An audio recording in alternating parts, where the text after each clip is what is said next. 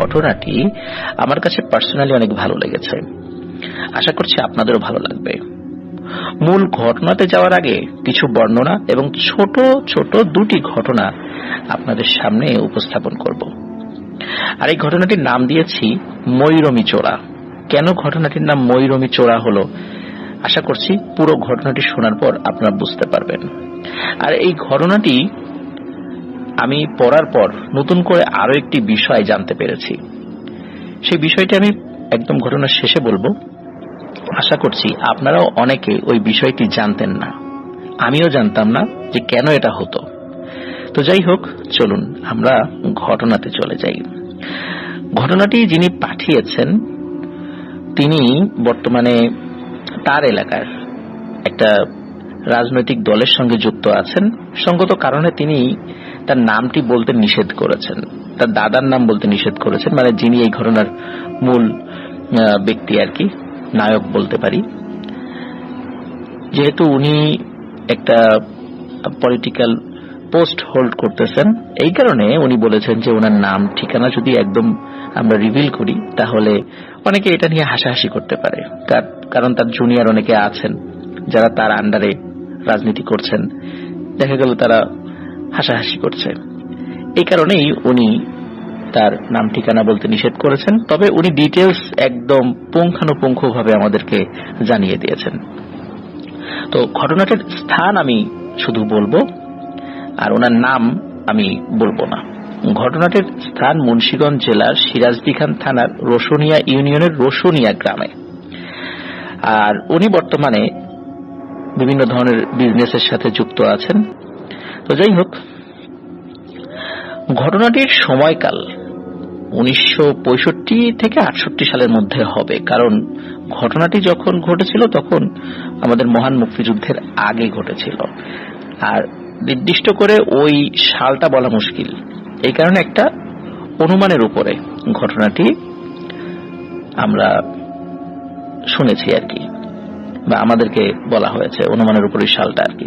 তো যাই হোক, ঘটনাটি উনি ওনার বাবার কাছ থেকে শুনেছেন। আর ঘটনাটির মূল যেই কেন্দ্রবিন্দুতে যিনি অবস্থান করছেন তিনি হচ্ছেন তার দাদা। তার দাদার নামও বলেছেন, দাদার নাম বললে ওই এলাকার সবাই চিনে যাবে, যার কারণে বলছি না। ওনার দাদা মারা গেছেন 1970 কি 71 সালের দিকে, আর ওনার বাবাও মারা গেছেন 2013 সালে। আর সকলে ওনার বাবা এবং দাদার জন্য দোয়া করবেন, আল্লাহ যেন তাদেরকে জান্নাতবাসী করেন। আর ওই ঘটনার আরো একজন সাক্ষী তার ছোট চাচা, যিনি এখনো জীবিত আছেন।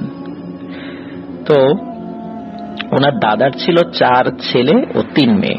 সবার বড় ওনার 2 কাকা, তারপর ওনার 2 ফুফু, তারপর ওনার বাবা এবং ছোট চাচা, এবং সবার ছোট হচ্ছে ওনার ছোট ফুফু। সবাই একটু মাথায় রাখবেন, সবার ছোট ওনার ছোট ফুফু। তো আর ওনার ছোট ফুফু যখন জন্মগ্রহণ করেন তখনই ওই ঘটনাটি ঘটেছিল। ওনার দাদা ছিলেন খুবই দরিদ্র। ওনার দাদার 2টি বলদ ছিল, বলদ বলতে গরু, হাল চাষের জন্য। তো সেগুলো দিয়ে অন্যের জমিতে তিনি হাল চাষ করতেন, অনেক কষ্টে তার দিন কাটত। আর এই কারণে ওনার বড় 2 চাচাকে ওনাদেরই গ্রামের এক হিন্দু পরিবারে পেটে ভাতে কাজে লাগিয়ে দেন।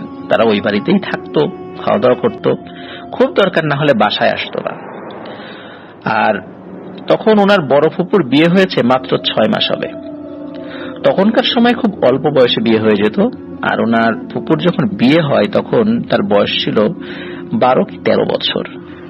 আর বিয়ে না দিয়েই উপায় কি, বিয়ে দিলে তো অন্তত বাড়ির একজন খানেওয়ালা কমবে, এই চিন্তা করেই বিয়ে দিয়েছিল, কারণ তাদের আর্থিক খুব অসুবিধা ছিল। তো যাই হোক, ওনার দাদা বলদ দিয়ে হাল চাষের পাশাপাশি কবিরাজিও করতেন। ওনার দাদা ছিলেন অত্র গ্রামে, শুধু ওই গ্রামে না, আশেপাশে প্রায় 10 গ্রামের মধ্যে নামকরা কবিরাজ। আর ওনাকে সবাই খুব সম্মান করত, শ্রদ্ধা করত, ভালোবাসত। এর পিছনে কারণ হলো ওনার দাদা কখনো কারো ক্ষতি করেননি, শুধু মানুষের উপকারী করতেন। আর এত অভাবে ছিলেন যে অভাবে পড়ে নিজের মেয়েকে খুব দ্রুত বিয়ে দিতে হয়েছিল। কিন্তু তারপরেও এই মানুষের উপকার করে, কবিরাজি করে, কারো কাছ থেকে একটা টাকা তো দূরের কথা, একটা পয়সা উনি কারো কাছ থেকে নেননি। আর এই কারণেই সবাই তাকে ভালোবাসতো, সম্মান করত, শ্রদ্ধা করত। ওনার দাদাকে অনেকেই বলতো যে আচ্ছা, ভালোর সাথে যদি কিছু মন্দ করে তাহলে ক্ষতি কি, কিছু টাকা ইনকাম হলো আর পরিবারও ভালো করে চললো। কিন্তু ওনার দাদা সাফ সাফ জানিয়ে দিতেন যে আমি সবসময় মানুষের উপকার করার চেষ্টা করি, আর আমার মৃত্যু অবধি আমি কখনোই কারো ক্ষতি করব না। ওনার দাদা জিন ভূত ছাড়ানো, বার্ন মারলে সেটা কাটানো, কারো উপর যদি ব্ল্যাক ম্যাজিক করা হতো, আল্লাহর ইচ্ছায় তিনি সেটা ভালো করতে পারতেন। আর ওনার দাদার কাছে যে যেই সমস্যা নিয়ে আসতো, আল্লাহর অশেষ রহমতে সেটা ভালো হয়ে যেত। আল্লাহ ওনার দাদার হাতে একদম জোশ ঢেলে দিয়েছিলেন, এই জন্যই ওনার দাদার অনেক নাম ডাক ছিল। ওনার দাদা অনেক বড় কবিরাজ ছিলেন, তা তো আপনারা শুনেই বুঝতে পারছেন প্রিয় লিসেনার্স। তো ছোট্ট যে দুটি ঘটনার কথা বলেছিলাম, আগে তো বর্ণনা দিলাম, এখন ছোট্ট দুটি ঘটনা শুরু করতে যাচ্ছি। তো এই ঘটনাগুলো উনি ওনার বাবার মুখ থেকে শুনেছেন। একবার ওনার বাবা এবং ছোট চাচা নৌকা নিয়ে স্থানীয় বাজারে ধান ভাঙাতে গিয়েছিলেন। তারা বিকেলের দিকে রওনা দিয়েছিলেন, আর ধান ভাঙিয়ে আসতে আসতে রাত হয়ে যায়। তো বাজারে যাওয়ার সময় পথিমধ্যে পরে খালের পাশে একটা অনেক বড় বাঁশঝাড় আর মোটা সোটা কয়েকটা চালতা গাছ। তো যখনই বাঁশঝাড়ের কাছাকাছি এসেছে, তখন তারা দেখতে পায় চালতা গাছ থেকে মানুষের মতো কে যেন চালতা নৌকার এপাশ থেকে ওপাশ ছুঁড়ে মারছে, কিন্তু তাদের শরীরে লাগছে না। আর ওই বাঁশঝাড় সেটা একবার মাটিতে নুয়ে পড়ছে, আবার উপরে উঠছে। তখন কিন্তু এরকম বাতাস ছিল না, আর প্রচন্ড ঝড় না হলে কিন্তু এরকম হওয়ার কথা নয়, কিন্তু তখন বাতাসের উপস্থিতিই নাই, ওইরকম মানে গাছ হেলে পড়ার মতো। তো এই দৃশ্য দেখে ওনার ছোট চাচা অনেক ভয় পায়, আর ওনার বাবাকে বলে, মিয়া ভাই, ওইটা কে আমাদের চালতা মারছে? তো ওনার বাবা ছোট হলেও বুঝতে পারেন যে এটা স্বাভাবিক কিছু না। তখন ওনার বাবা বলে, আরে এটা তেমন কিছু না, বানর দেখছিস না, বানর, আমাদের বাড়ির আশেপাশে তো অনেক বানর থাকে, এগুলো তো সেই বানর। তখন ওনার বাবা মনে মনে দোয়া দুরুদ যা মানে পারতো আর কি সেগুলো পড়ছিলেন এবং বাসায় চলে আসেন।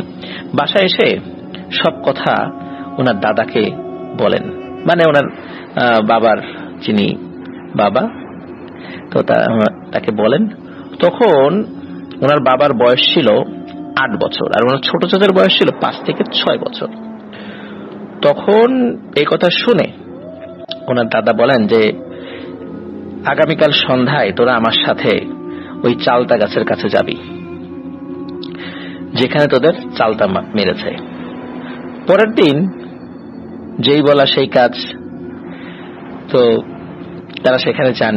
গিয়ে ওনার দাদা সেই চালতা গাছের নিচে গিয়ে চালতা গাছকে উদ্দেশ্য করে বলতে থাকেন যে, কালকে আমার ছেলেদের ভয় দেখাইছিস কেন? তুই জানিস না ওরা আমার ছেলে? তোরে ভালোভাবে বলে গেলাম, আবার যদি কোনোদিন ওদের ভয় দেখানোর চেষ্টা করিস তাহলে তোর কিন্তু অনেক সমস্যা হয়ে যাবে। ওরা যখন এই রাস্তা দিয়ে চলাচল করবে, ভুলেও ওদেরকে বিরক্ত করার কথা মাথায় আনবি না। তো এইভাবে ওনার দাদা হুমকি দিয়ে চলে যান। তো এরপর থেকে কখনোই ওনার বাবা এবং চাচাকে কেউ আর কোনোদিনও ভয় দেখান নাই। এখনো সেই ছোট্ট খালটি আছে, সেই বাঁশঝাড়ও আছে, তবে আগের মতো অত ঘন বাঁশ নেই, আর চালতা গাছগুলো নেই, কারণ মারা গিয়েছে সেগুলো। তো আরেকবার কি হয়, ওনার বড় ফুপু তখন 2 মাসের অন্তঃসত্ত্বা। তখন ওনার দাদি ওনার দাদাকে বলছে যে, তুমি এত মানুষের জিনভূত ছাড়াও এত মানুষের উপকার করো, ঝাড়ফুঁক করো, তোমার মেয়ে অন্তঃসত্ত্বা, যদি কোনো অশরীরী তোমার মেয়ের উপর ভর করে বা ক্ষতি করতে চায় তাহলে কি হবে? তুমি এক কাজ করো, তুমি ওদের বাড়িতে গিয়ে ঝাড়ফুঁক করে দিয়ে আসো।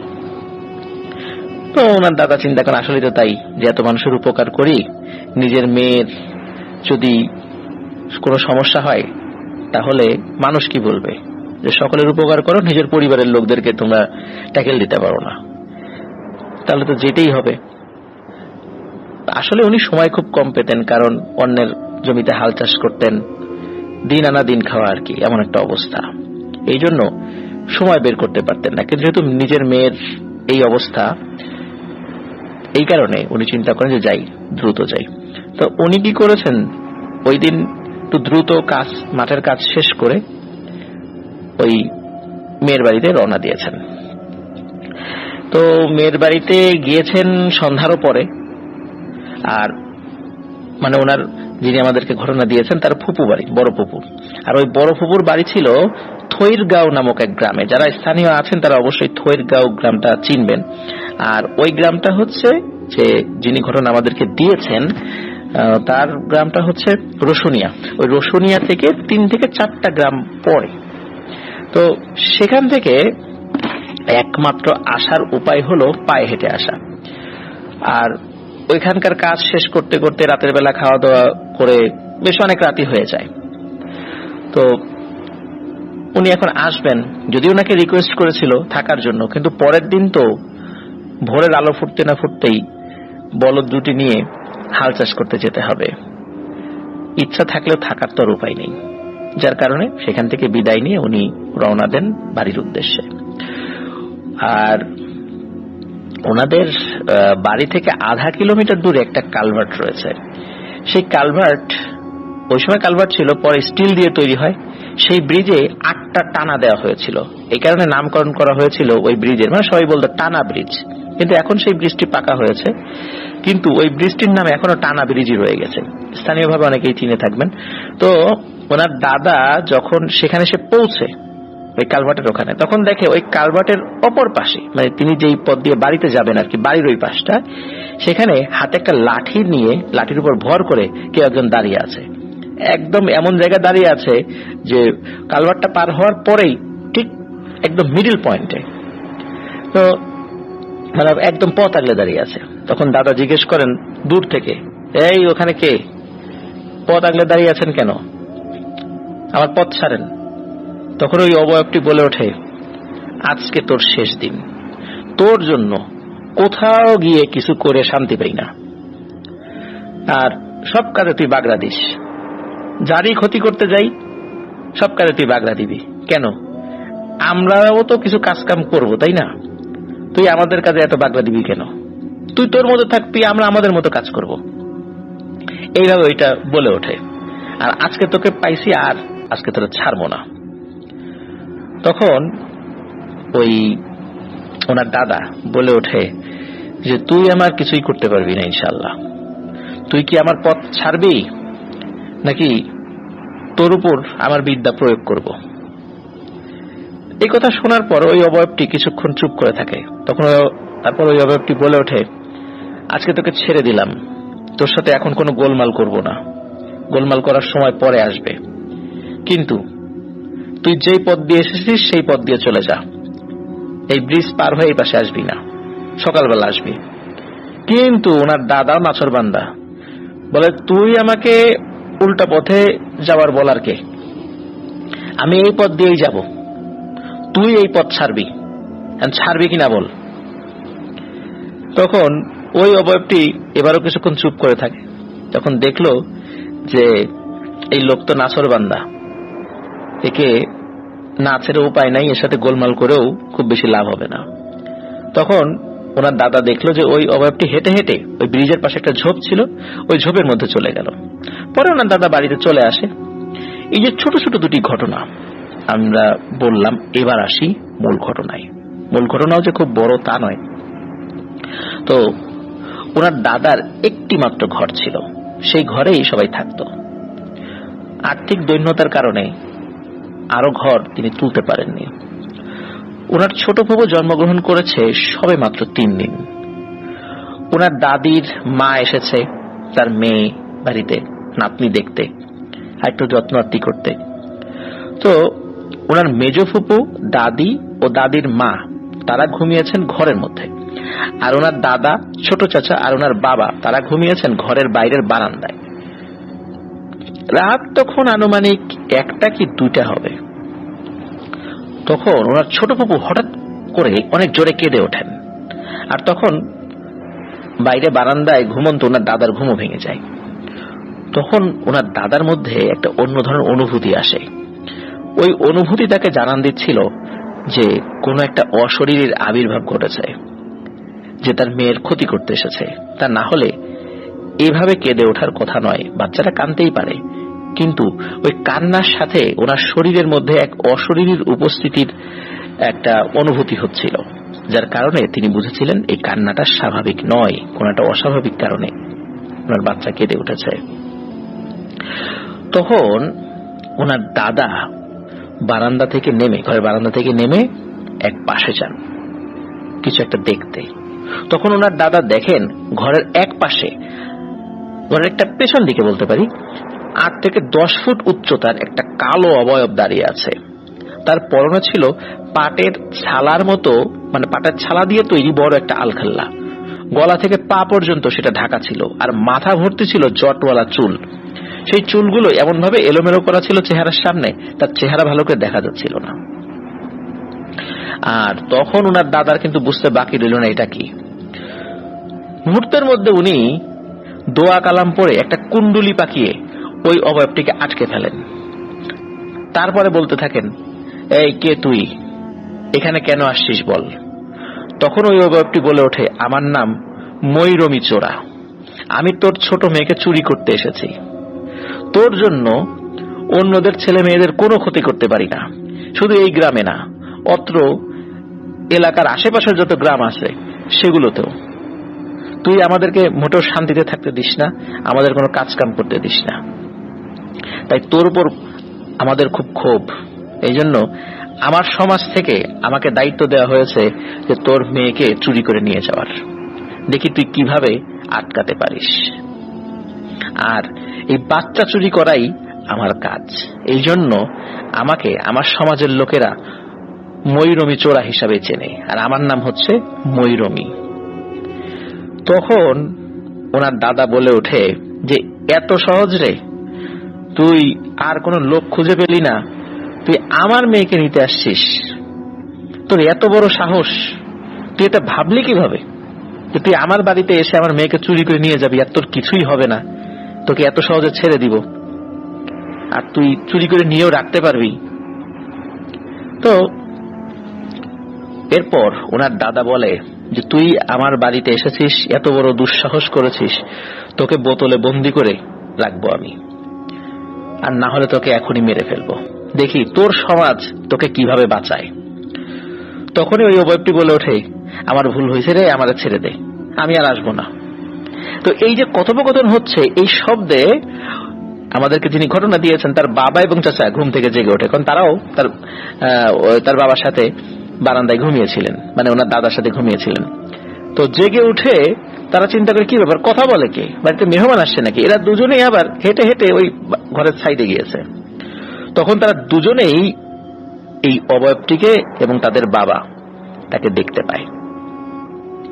ওদিকে যখন ওনার বাবা এবং ছোট চাচা ওই অবয়বটিকে দেখেছে, তখন ওনার দাদা বলে, এই তোরা ঘরে যা,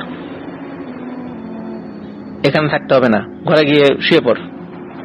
এই কথা শুনে তারা আবার ঘরের দিকে চলে আসে এবং খুব ভয় পাচ্ছে, ভয় কাঁপাকাঁপি করছে, ইরে আল্লাহ এটা কি। তখন সেই অবয়বটি ওনার দাদার কাছে খুব আকুতি মিনতি করে যে আমাকে ছেড়ে দে, তুই কি চাস বল, আমি তোকে দিব, কিন্তু আমাকে ছেড়ে দে, আমার আটকে রাখিস না, প্রয়োজনে আর আমি এই অপকর্ম করব না, কোনো বাচ্চার ক্ষতি করব না, কোনো বাচ্চা চুরি করব না। তখন ওনার দাদা বলে, আমি তোর জীবন চাই, কারণ আমি জানি তুই আবার কারো না কারো ক্ষতি করবি, তুই যখন আমার ডেরা এসে আটকে গেছিস, তোকে তো আমি ছাড়বো না। কিন্তু ওই অবয়বটি এমন কান্নাকাটি শুরু করেছে, তো এত আকুতি মিনতি কান্নাকাটির পর তো ওনার দাদার মন একটু গলে যায়, আর তখন ওনার মাথা একটা দুষ্টু বুদ্ধি খেলে যায়, যেটা ওনার এত বছরে কখনো খেলেনি, যেটা ওনার ওস্তাদেরও নিষেধ ছিল, কিন্তু সুযোগ বুঝে ওই সময় ওই দুষ্টু বুদ্ধিটা উনি কাজে লাগানোর চেষ্টা করেন, আর এটি ওনার জীবনের কাল হয়ে দাঁড়িয়েছিল। তখন দাদা বলে, তোকে ছেড়ে দিতে পারি এক শর্তে, তোর মাথায় তো দেখছি অনেকগুলা জট, এই একটা জট আমাকে তোকে দিয়ে যেতে হবে। তখন ওই অবয়বটি বলে, না না, এটা সম্ভব না, এটা কোনোদিনই সম্ভব না, তুই আমাকে মেরে ফেল প্রয়োজনে, আমি তো একটু আগেও বাঁচতে চেয়েছিলাম, তুই আমাকে মেরে ফেল প্রয়োজনে, কিন্তু আমার জট চাস না। কারণ তোদের যেমন সমাজ আছে আমাদেরও সমাজ আছে। কোন জিন, ভূত, পেতনি যদি তার মাথার চুল বা জটের কোনো অংশ কোনো মানুষকে স্বেচ্ছায় দিয়ে দেয়, তাহলে তাকে সমাজ থেকে বিতাড়িত করা হয় এবং কোথাও গিয়ে কোনো সমাজে সে জায়গা পায় না। আমি তোকে এই জিনিসটা দিতে পারবো না, কারণ আমারও পরিবার আছে, আমার সমাজ আছে, তারা আমাকে বিতাড়িত করবে, তারা আমার সাথে কথা বলবে না, সুতরাং এই জিনিসটা আমি তোকে দিতে পারবো না, তুই অন্য কিছু চা। কিন্তু ওনার দাদার তো ওই একটাই কথা, তোর মাথার জটের একটা জট আমাকে দিয়ে যেতেই হবে। এখন কি একটা অবস্থা, সেও দিতে চায় না, সে আবার কান্নাকাটি করে যে না এটা চাইস না, এটা চাইস না, এত বড় ক্ষতি আমার করিস না, এটা তো অন্যায়, আমি অন্যায় করলে আমাকে অন্য শাস্তি দে, কিন্তু আমার জট চাচ্ছিস কেন? এদিকে ওনার দাদাও নাচরবান্দা, দীর্ঘ সময় চলে যায়।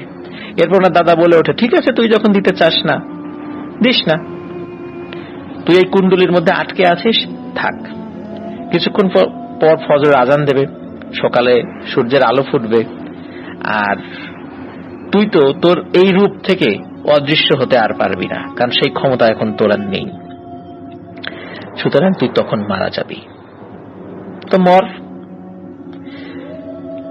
তো এভাবে অনেকক্ষণ হয়ে যায়, ওই অবয়বটি কাঁদতে থাকে, মানে সে তার মতো করে কাঁদছে যে কি ভুলটা করলো রে, এইখানে এসে এইভাবে একটা বিপদে পড়ে গেছে সে। একটা পর্যায়ে সে অবয়বটি বলে, আচ্ছা ঠিক আছে, আমি তোকে আমার জট দেব, কিন্তু তুই নিজের হাতে কেটে নে, তাহলেও তো আমি আমার সমাজে গিয়ে বলতে পারবো যে আমি দেই নাই, সে আমাকে এরকম একটা সিচুয়েশনে ফেলে কেটে নিয়ে গেছে। কিন্তু আমি যদি কেটে দিয়ে দেই, তখন আমি আমার সমাজে যাই কি জবাব দিব? তখন দাদা উনি চিন্তা করছেন যে এই যে কথাটা বললো, এর মধ্যে ওর কোনো দুরভিসন্ধি থাকতে পারে, ওর কথাই তো বিশ্বাস করা যাবে না, আর আমি আমার হাত দিয়ে ওর জট কাটতে যাব, ও যদি তখন আবার ক্ষতি করে, কারণ জট কাটতে গেলে তো ওই কুণ্ডলির মধ্যে পা দিয়ে ভেতরে গিয়ে ওর জট কাটতে হবে, এটা তো একটা রিস্কি কাজ। আর হাত দিয়ে জট কাটার পর ওই জট অন্য কোনো কাজে আসবে কিনা এটাও একটা কথা, হতে পারে সেটার গুণাগুণ নষ্ট হয়ে যেতে পারে। এই কারণে দাদা বলে ওঠে, না আমি কাটবো না, তোর জট তুই কেটে এবং নিজের হাতে কাটবি, তারপর আমাকে দিবি। তখন বাধ্য হয়ে ওই অবয়বটি রাজি হয়। তখন ওই অবয়বটি তাকে বলে যে একটা ছুরি এনে দে, ছুরি এনে দে, আমি কেটে দিচ্ছি। তো দাদা ছুরি এনে দেয়, তারপর ওই অবয়বটি একটি জট কেটে দাদার হাতে দেয়। দাদা দেখে ওই জট থেকে খুবই সুঘ্রাণ আসছে। তো যাই হোক, ওই অবয়বটির মুক্তি দিয়ে দেন তিনি, ওই কুণ্ডলীর যেই দোয়া দুরুদ পরে আটকেছেন সেটা আবার ফিরিয়ে নেন। ওই অবয়বটি যখন চলে যাবে, তখন ওই অবয়বটি বলে যে আমি তো খারাপ রে, আমি অন্যায় কাজ করি, তুই তো ভালো, তুই কেন আমার সাথে এই অন্যায় কাজটা করলি? এই কাজটা তো তুই ঠিক করলি না, খুব একটা খারাপ কাজ করলি। আর আমি যেহেতু সমাজচ্যুত হইলাম, তোকেও আমি এই দুনিয়া থেকে বিদায় করব, এর প্রতিশোধ আমি নিব। তুই যদি আমার সাথে এই কাজটা না করতি, আমি চলে যেতাম আর আসতাম না, কিন্তু আমি এখন প্রতিটা সেকেন্ডে আমি তোর সাথে লেগে থাকবো, দেখি কখন আমি সময় সুযোগ পাই। তুই তো আমাকে দেখতে পাবি না, কিন্তু আমি তো তোকে দেখব, আর যখন আমি সময় সুযোগ পাবো তোকে দেখে নেব। এই বলে সে ওখান থেকে চলে যায়। আর এই সব কিছু কথোপকথন ওনার বাবা এবং ছোট চাচা সবকিছু শুনছিলেন, মাঝে মাঝে উকি ঝুঁকি দিয়ে দেখছিলেন, ভয় পাচ্ছিলেন, তারপর উকি ঝুঁকি দিয়ে দেখছিলেন। এমন করে চলে যায় বেশ কয়েক বছর, কোনো সমস্যা নেই, সবকিছু আগের মতোই চলছে। তো একদিন সকালবেলা ওনার দাদা ওনার দাদিকে বলছে যে অনেকদিন হয় যাও রাধো না, যাও রাধো, যাও খাবো। তো দাদি যাও রান্না করে, দাদা পেট ভরে যাও খায়। ওদিকে দাদি লক্ষ্য করে যে দাদা অন্য দিনের তুলনায় আজকে অনেক বেশি খেয়েছে। তো দাদা যাও খেয়ে দাদিকে বলে যে আমি একটু ওয়াশরুমে যাব। তো ওয়াশরুমটা মানে এমন ছিল তো ওই সময় আবার বৃষ্টি হয়েছিল, ওয়াশরুমটা এমন একটা জায়গায় ছিল যে ছোট্ট একটা নৌকা বাঁধা, নৌকা নিয়ে ওইখানে যেতে হবে। মানে বৃষ্টির পানিতে ওই জায়গাটা সরাসরি যাওয়া যাচ্ছিল না। ওই বর্ষাকালে ওইটা মানে ঘরের এমন একটা জায়গায় ছিল, কিছুটা পথ, মানে ও খুবই সামান্য আর কি, ওই নৌকা নিয়ে যেতে হয় আর কি। আর শুকনার সময় তেমনি হেঁটে চলে যাওয়া যায়। তো উনি নৌকা নিয়ে সেখানে গিয়েছেন। তো অনেকক্ষণ হয়ে যায়, দাদা আর আসেন না। দাদি ওয়াশরুমের কাছে গিয়ে যান, মানে রাস্তার অপর পাশে, মানে ওই পাশে দেখে যে ওয়াশরুমে কেউ নাই, নৌকাও নাই। তার মানে উনি ওয়াশরুম থেকে বের হয়ে নৌকা নিয়ে চলে গেছেন। কিন্তু বেশ অনেকটা দূরে তিনি দেখতে পান যে দাদা নৌকার উপরেই আছেন, কিন্তু মাথা পানির নিচে, পিঠ উপরে দিয়ে ভেসে আছে, বডিটা নৌকার উপরে। দাদি তো চিৎকার চেঁচামেচি শুরু করে। ওনার চিৎকারে আশেপাশ থেকে লোক চলে আসে, বলে কি হয়েছে, বলে যে ওই যে দেখো কি অবস্থা। সবাই সেখানে যান, নৌকা নিয়ে যান, বাসার কাছাকাছি ছিল আর কি। তো গিয়ে দেখা যায় দাদা মারা গেছেন। বাড়িতে শোকের ছায়া নেমে আসে।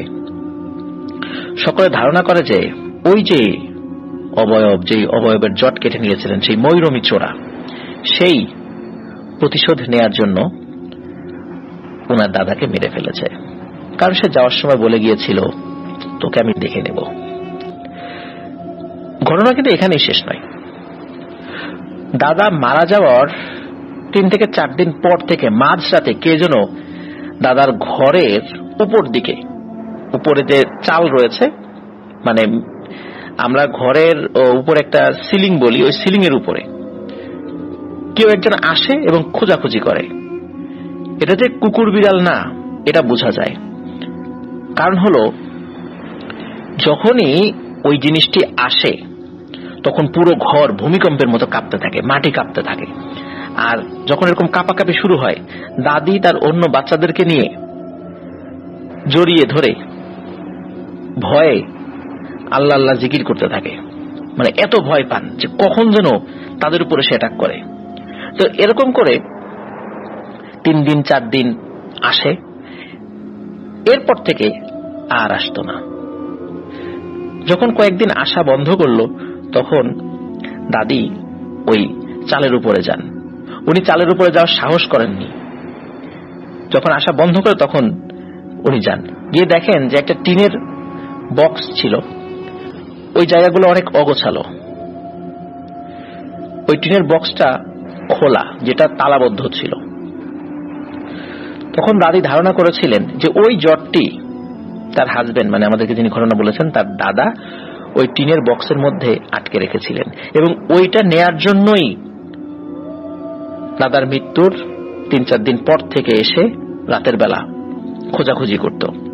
একটা পর্যায়ে সে পেয়ে যায় এবং সেটা নিয়ে চলে যায়।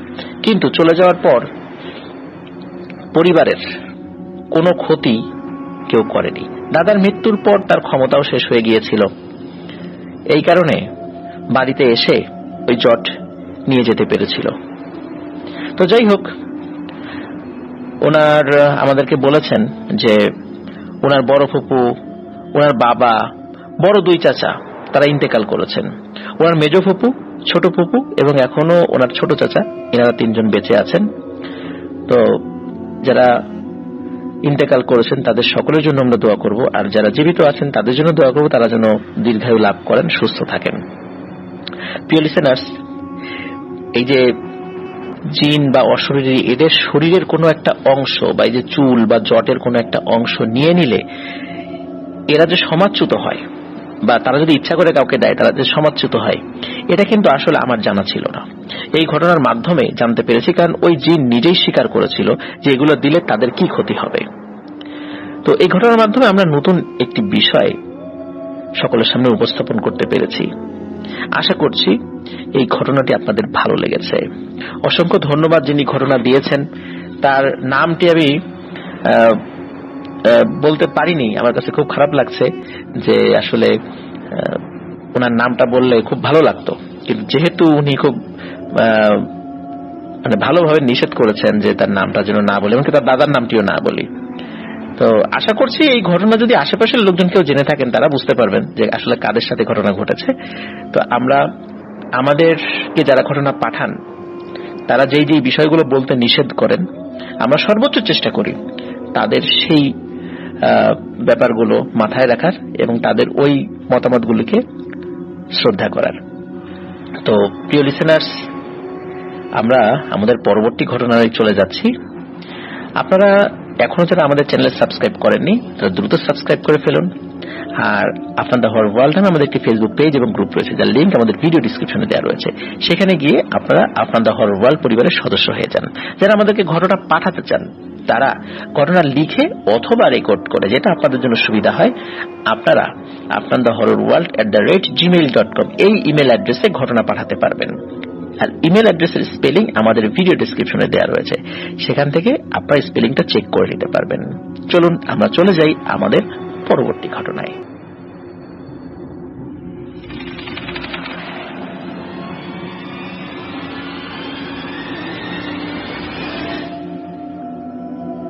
প্রিয় লিসেনার্স, এখন যে ঘটনাটি আমি আপনাদের সাথে শেয়ার করতে যাচ্ছি, এই ঘটনাটি আমাদেরকে পাঠিয়েছেন জয় সাহা।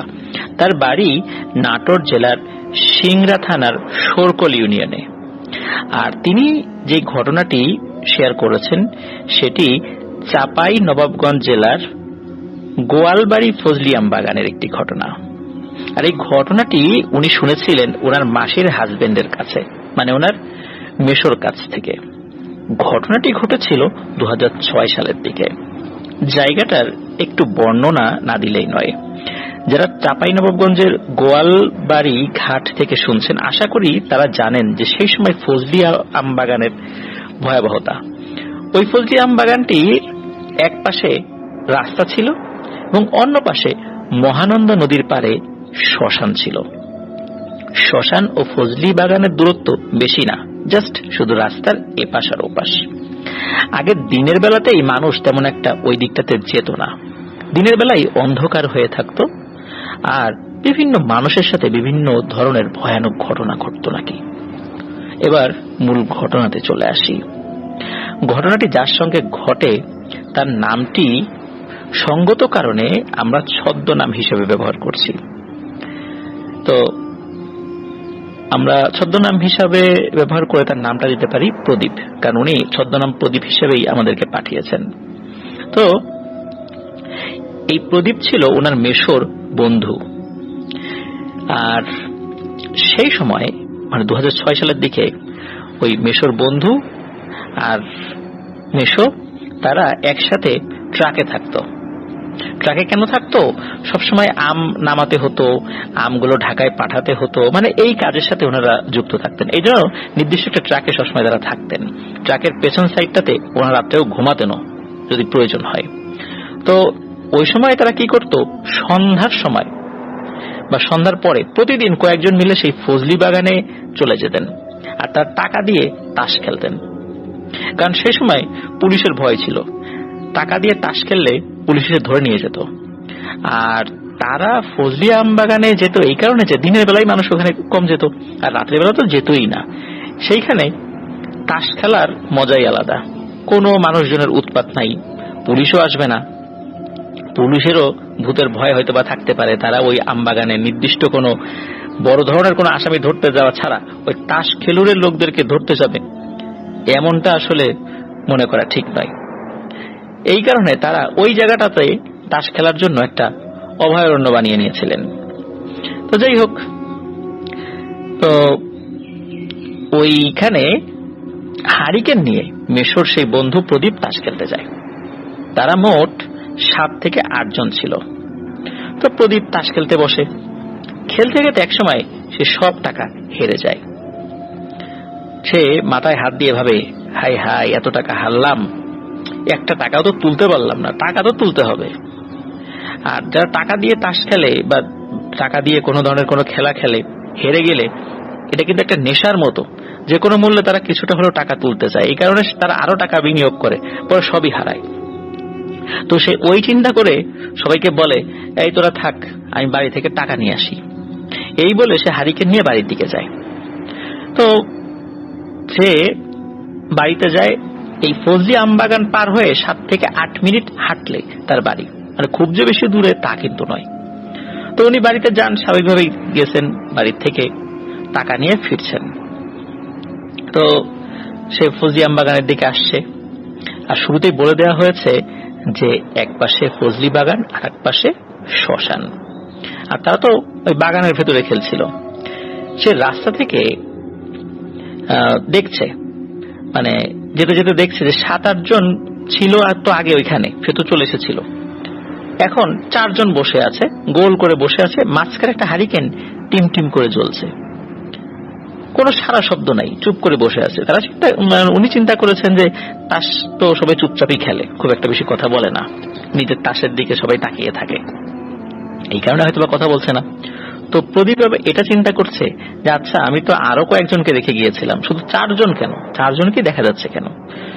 সে আবার চিন্তা করে হয়তো বা ওরাও তাস খেলায় হেরে গেছে, সে এতক্ষণে আসতে আসতে ওরাও হেরে গেছে, সব টাকা পয়সা শেষ, এই কারণে তারা চলে গেছে। তো সে কিন্তু ওদের দিকে এগোতে থাকে, কিন্তু সে এগোচ্ছে এবং মনে হচ্ছে যে কই এই এতক্ষণ, মানে তার দিকে, এই 4 জনের দিকে আগাচ্ছি, একটা শব্দও তো ওরা করছে না। বিষয়টা তার কাছে ওইভাবে শুরুর দিকে অস্বাভাবিক লাগেনি। প্রদীপ কিছুটা কাছে যাওয়ার আগেই তাদেরকে বলছে, কিরে অন্যরা কই গেল রে? কোনো শব্দ আসে না অপর পাশ থেকে, মানে কোনো রিপ্লাই নেই। বেশ কয়েকবার বলে, তখন প্রদীপ দূর থেকেই বলে, এই কিরে তোরা কোনো কথা বলিস না কেন? তারপরেও কোনো উত্তর আসে না। এদিকে প্রদীপ খেয়াল করছে, সে বেশ খানিকক্ষণ ধরে ওদের দিকে হাঁটছে, কিন্তু ওদের কাছে পৌঁছাতে পারছে না। আর রাস্তা থেকে নেমে ওদের দিকে যে যাচ্ছে, বড় জোর 1 থেকে 1.5 মিনিট হাঁটলেই ওদের কাছে চলে যাওয়ার কথা, কিন্তু বেশ খানিকক্ষণ হয়ে গেল, হাঁটছে তো হাঁটছেই, ওদেরকে দেখছে কিন্তু ওদের কাছে যেতে পারছে না। এমন না যে ওরা সরে চলে যাচ্ছে, ওরা কিন্তু ওদের জায়গাতেই বসে আছে, কিন্তু ওদের কাছে যেতে পারছে না। তখন প্রদীপের মনে সন্দেহ হয় যে আচ্ছা, এটা কি স্বাভাবিক কোনো বিষয়? না তো, এটা তো কোনো স্বাভাবিক কোনো বিষয় না, কারণ যতই সামনে যাচ্ছি ওদের কাছে যেতে পারছি না। আর এমনিতেই তো এই ফজলি বাগানের অনেক কুখ্যাতি রয়েছে।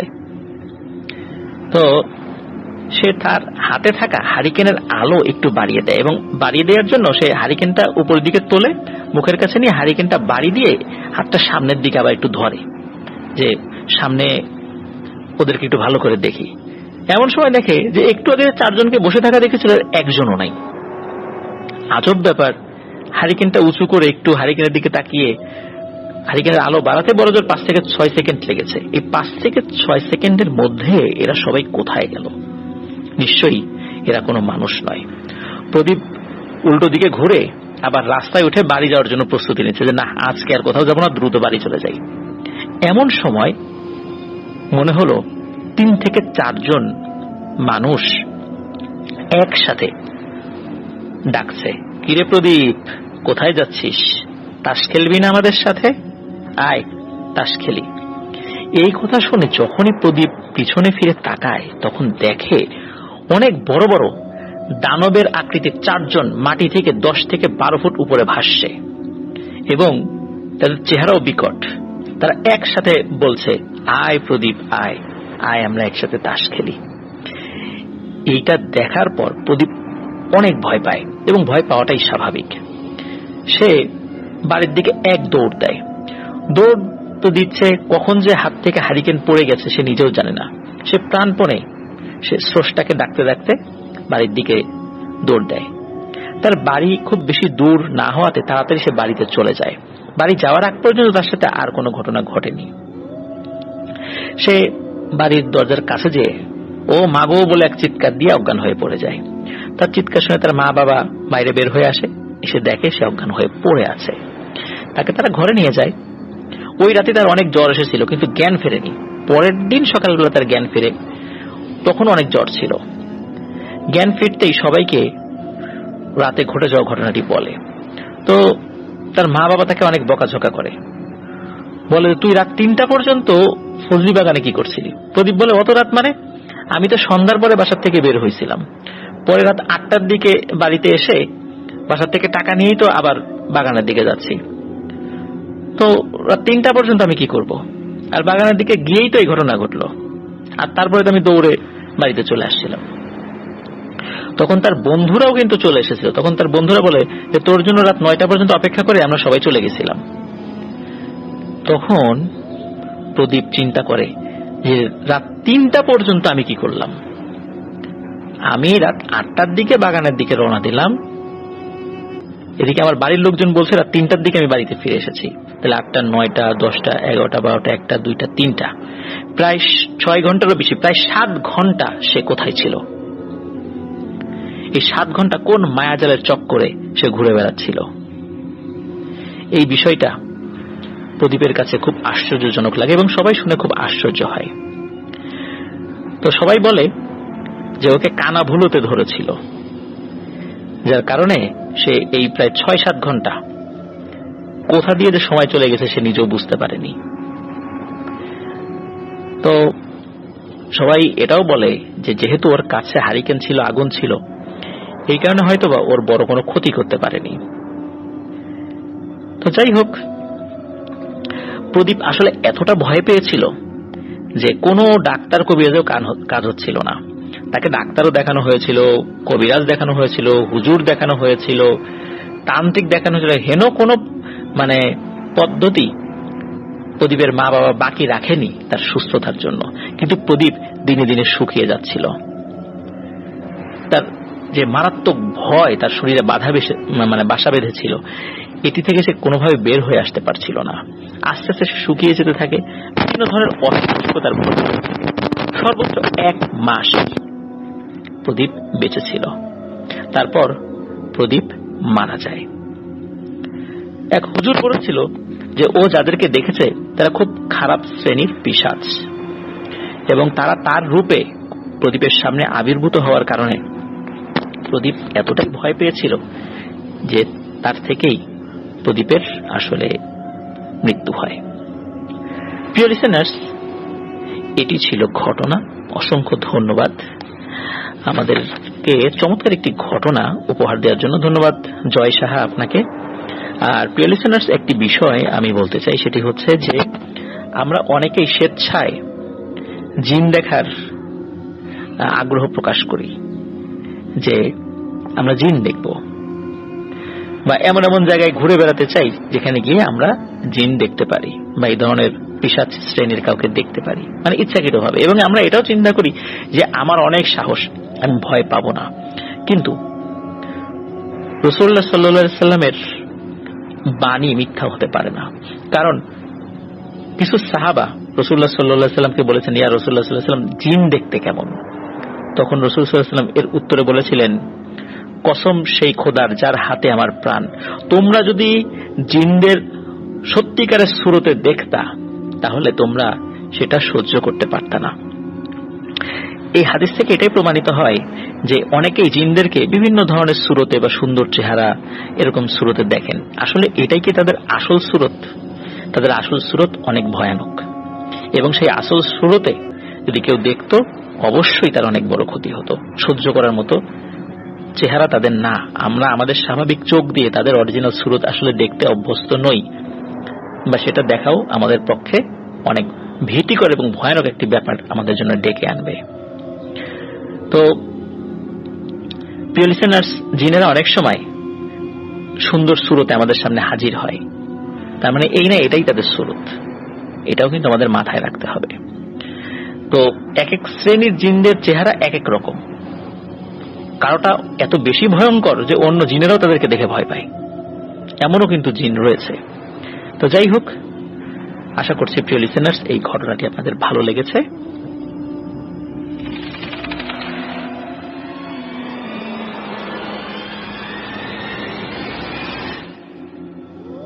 প্রিয় লিসেনার্স, এখন যে ঘটনাটি আমি আপনাদের সাথে শেয়ার করতে যাচ্ছি, এই ঘটনাটি আমাদেরকে পাঠিয়েছেন মোহাম্মদ মিশকাত হোসাইন, গ্রাম ঘুনি, ইউনিয়ন বসুন্দিয়া, উপজেলা যশোর সদর, জেলা যশোর। উনি এর আগেও আমাদেরকে দুটো ঘটনা পাঠিয়েছিলেন, যে ঘটনা দুটি আমরা শেয়ার করেছি। আর এই ঘটনাটি ওনার পাঠানো তৃতীয় ঘটনা। চলুন প্রিয় লিসেনার্স, আমরা মূল ঘটনা শুনে আসি। ঘটনাটি ওনার দাদির কাছ থেকে শোনা। ঘটনাটার সময়কাল আজ থেকে আরো বহুদিন আগে। সাল ঠিক মতো বলা খুবই মুশকিল। ঘটনাটি ঘটেছিল ওনার দাদির বাবার সাথে। তার নাম মোতালেব সর্দার। ওনার দাদির বাবা ছিলেন খুব লম্বা চওড়া এবং শক্তিশালী একজন পুরুষ। সে গ্রামের মাতুব্বর ছিলেন। গ্রামের সালিশ বিচারের সময় তাকে ডাকা হতো, তিনি ফয়সালা করতেন। বিভিন্ন ধরনের সমস্যার সমাধানে তার বিচক্ষণতা সকলকেই মুগ্ধ করত। একজন সৎ, নির্ভীক এবং নিরপেক্ষ মানুষ হিসেবে সকলের কাছে তিনি পরিচিত ছিলেন। ওনার দাদির বাবার বাসা ছিল যশোরের অভয়নগর উপজেলার নোয়াপাড়া বাজারের পাশে বুইকারা নামক এলাকার গোরস্থান মোড়ে। তো যাই হোক, প্রতিদিনের মতোই ওনার দাদির বাবা স্বাভাবিকভাবেই জীবনযাপন করছিলেন। তখন তার বয়স ছিল প্রায় 40-42 বছর এরকম। টকবগে যুবকের মতোই তখন তার লাগতো। তার যে বয়স হয়েছে সেটা দেখে কিন্তু বোঝা যেত না। আর উনি মাশাআল্লাহ অনেক সুদর্শন মানুষ ছিলেন। যেই তার সাথে দেখা করত বা যার সাথে তার দেখা হতো, তার সাথে কথা বলার একটা আগ্রহ সৃষ্টি হতো। মানে ওনার সুঠাম দেহ, সুদর্শন চেহারা, যে কোনো মানুষ তাকে দেখলেই কথা বলতে চাইতো, পরিচিত হতে চাইতো। একটা আকর্ষণীয় ব্যক্তিত্ব তার মধ্যে ছিল। তো যাই হোক, একদিন তার কাছে একটি খবর আসে যে একটা সালিশের জন্য তাকে যেতে হবে নদীর ওপারে। আর নোয়াপাড়া বাজারের পাশেই ভৈরব নদী। নদীর ওই পারে শঙ্করপাশা, পুরাখালী, মথুরাপুর এই গ্রামগুলো রয়েছে। আর ওনার দাদির বাবাকে যেতে হবে মথুরাপুর এলাকায়। ওই এলাকায় বুইকারা গ্রামের একটি মেয়ে স্বামীর সাথে গন্ডগোল করে গলায় ফাঁস দিয়ে সুইসাইড করেছে। তার সালিশ করতে হবে। তো যাই হোক, সালিশ এই কারণে করতে হবে যে ওই মেয়ের যারা আত্মীয় স্বজন তারা তো ওই বাড়িতে এসেছে, তাদেরকে দোষারোপ করছে যে আমাদের মেয়ের মৃত্যুর জন্য তোমরা দায়ী, আমরা কেস করব, এই সেই। তো এই জন্য মূলত এই সালিশের আয়োজন। তো ওনার দাদির বাবা আসরের নামাজ পড়েই ওনার একটা বাইসাইকেল ছিল, সেই বাইসাইকেল নিয়ে ওই সালিশের উদ্দেশ্যে রওনা হন। সে সময় তো এখনকার মতো এরকম যানবাহন ছিল না, নদী পার হওয়ার জন্য ছিল নৌকা। তিনি ওই বাইসাইকেলটি নৌকায় উঠিয়ে নদী পার হয়ে মাগরিবের আগে ওই সালিশের স্থানে পৌঁছান। তো মাগরিবের নামাজের পর সালিশ শুরু হয়। তো সেখানে বসার পর ওই মেয়ের শ্বশুর বাড়ির লোকেরা তাকে একটু সাইডে নিয়ে যান যে ভাই আসেন, একটু কথা আছে।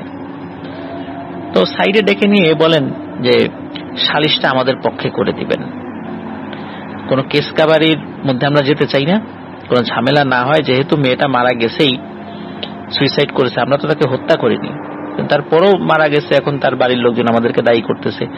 এখন এসব ঝামেলা মিটাই দেন, আপনাকে মোটা অঙ্কের টাকা দিব। উনি বুঝতে পারেন যে এই মেয়ের আত্মহত্যার পেছনে এদের একদম প্রত্যক্ষ ভূমিকা রয়েছে। তাকে হয়তো এমন ভাবে নির্যাতন করেছে যার ফলে সেই মেয়েটি আত্মহত্যা করতে বাধ্য হয়েছিল। এখন উনি তো সকলের কাছে সৎ মানুষ হিসেবে পরিচিত, কিন্তু ওই সময় কেমন যেন হঠাৎই উনি বদলে যান। উনি ওই মোটা অঙ্কের টাকার লোভে পড়ে যান। আর সালিশে ওই নিরপরাধ মেয়েটির পক্ষে বিচার না করে অপরাধী শ্বশুর বাড়ির লোকেদের পক্ষেই বিচারের রায় প্রদান করে। যাই হোক, মেয়ের পক্ষের লোকজন বিচারের রায় শুনে খুবই হতাশ এবং মর্মাহত হন ন্যায় বিচার না পাওয়ার জন্য। আর এদিকে বিচার সালিশ করতে করতে প্রায় রাত বেজে যায় 12টার মতো। তো ওনার দাদির বাবাকে বিচার শেষ করে বাসায় ফিরতে হবে, তাই সে সালিশের স্থান থেকে বিদায় নিয়ে বাসার দিকে রওনা হন। যেহেতু ছেলে পক্ষের পক্ষে রায় হয়েছে, তাই মেয়ে পক্ষের লোকজন তো অসন্তুষ্টই, তাই না? তো এবং এই অসন্তুষ্ট থাকাটাই স্বাভাবিক। ওনার দাদির বাবা পকেটের টাকা গুজে সেই সাইকেল নিয়ে আবার বাড়ির দিকে রওনা হন। চাঁদের আলো ছিল, ভালোই চালাতে পারছিলেন সাইকেল। সাইকেল চালাতে চালাতে ওই নদীর ঘাটের কাছে আসেন। ওই পর্যন্ত কোনো সমস্যা হয় না। যখন নদীর ঘাটে এসে পৌঁছায় তখন সমস্যা একটা হলো, ঘাটে কোনো নৌকা নেই। আর এত রাত্রে গ্রামে ঘাটে নৌকা থাকবে না, এটাই তো স্বাভাবিক।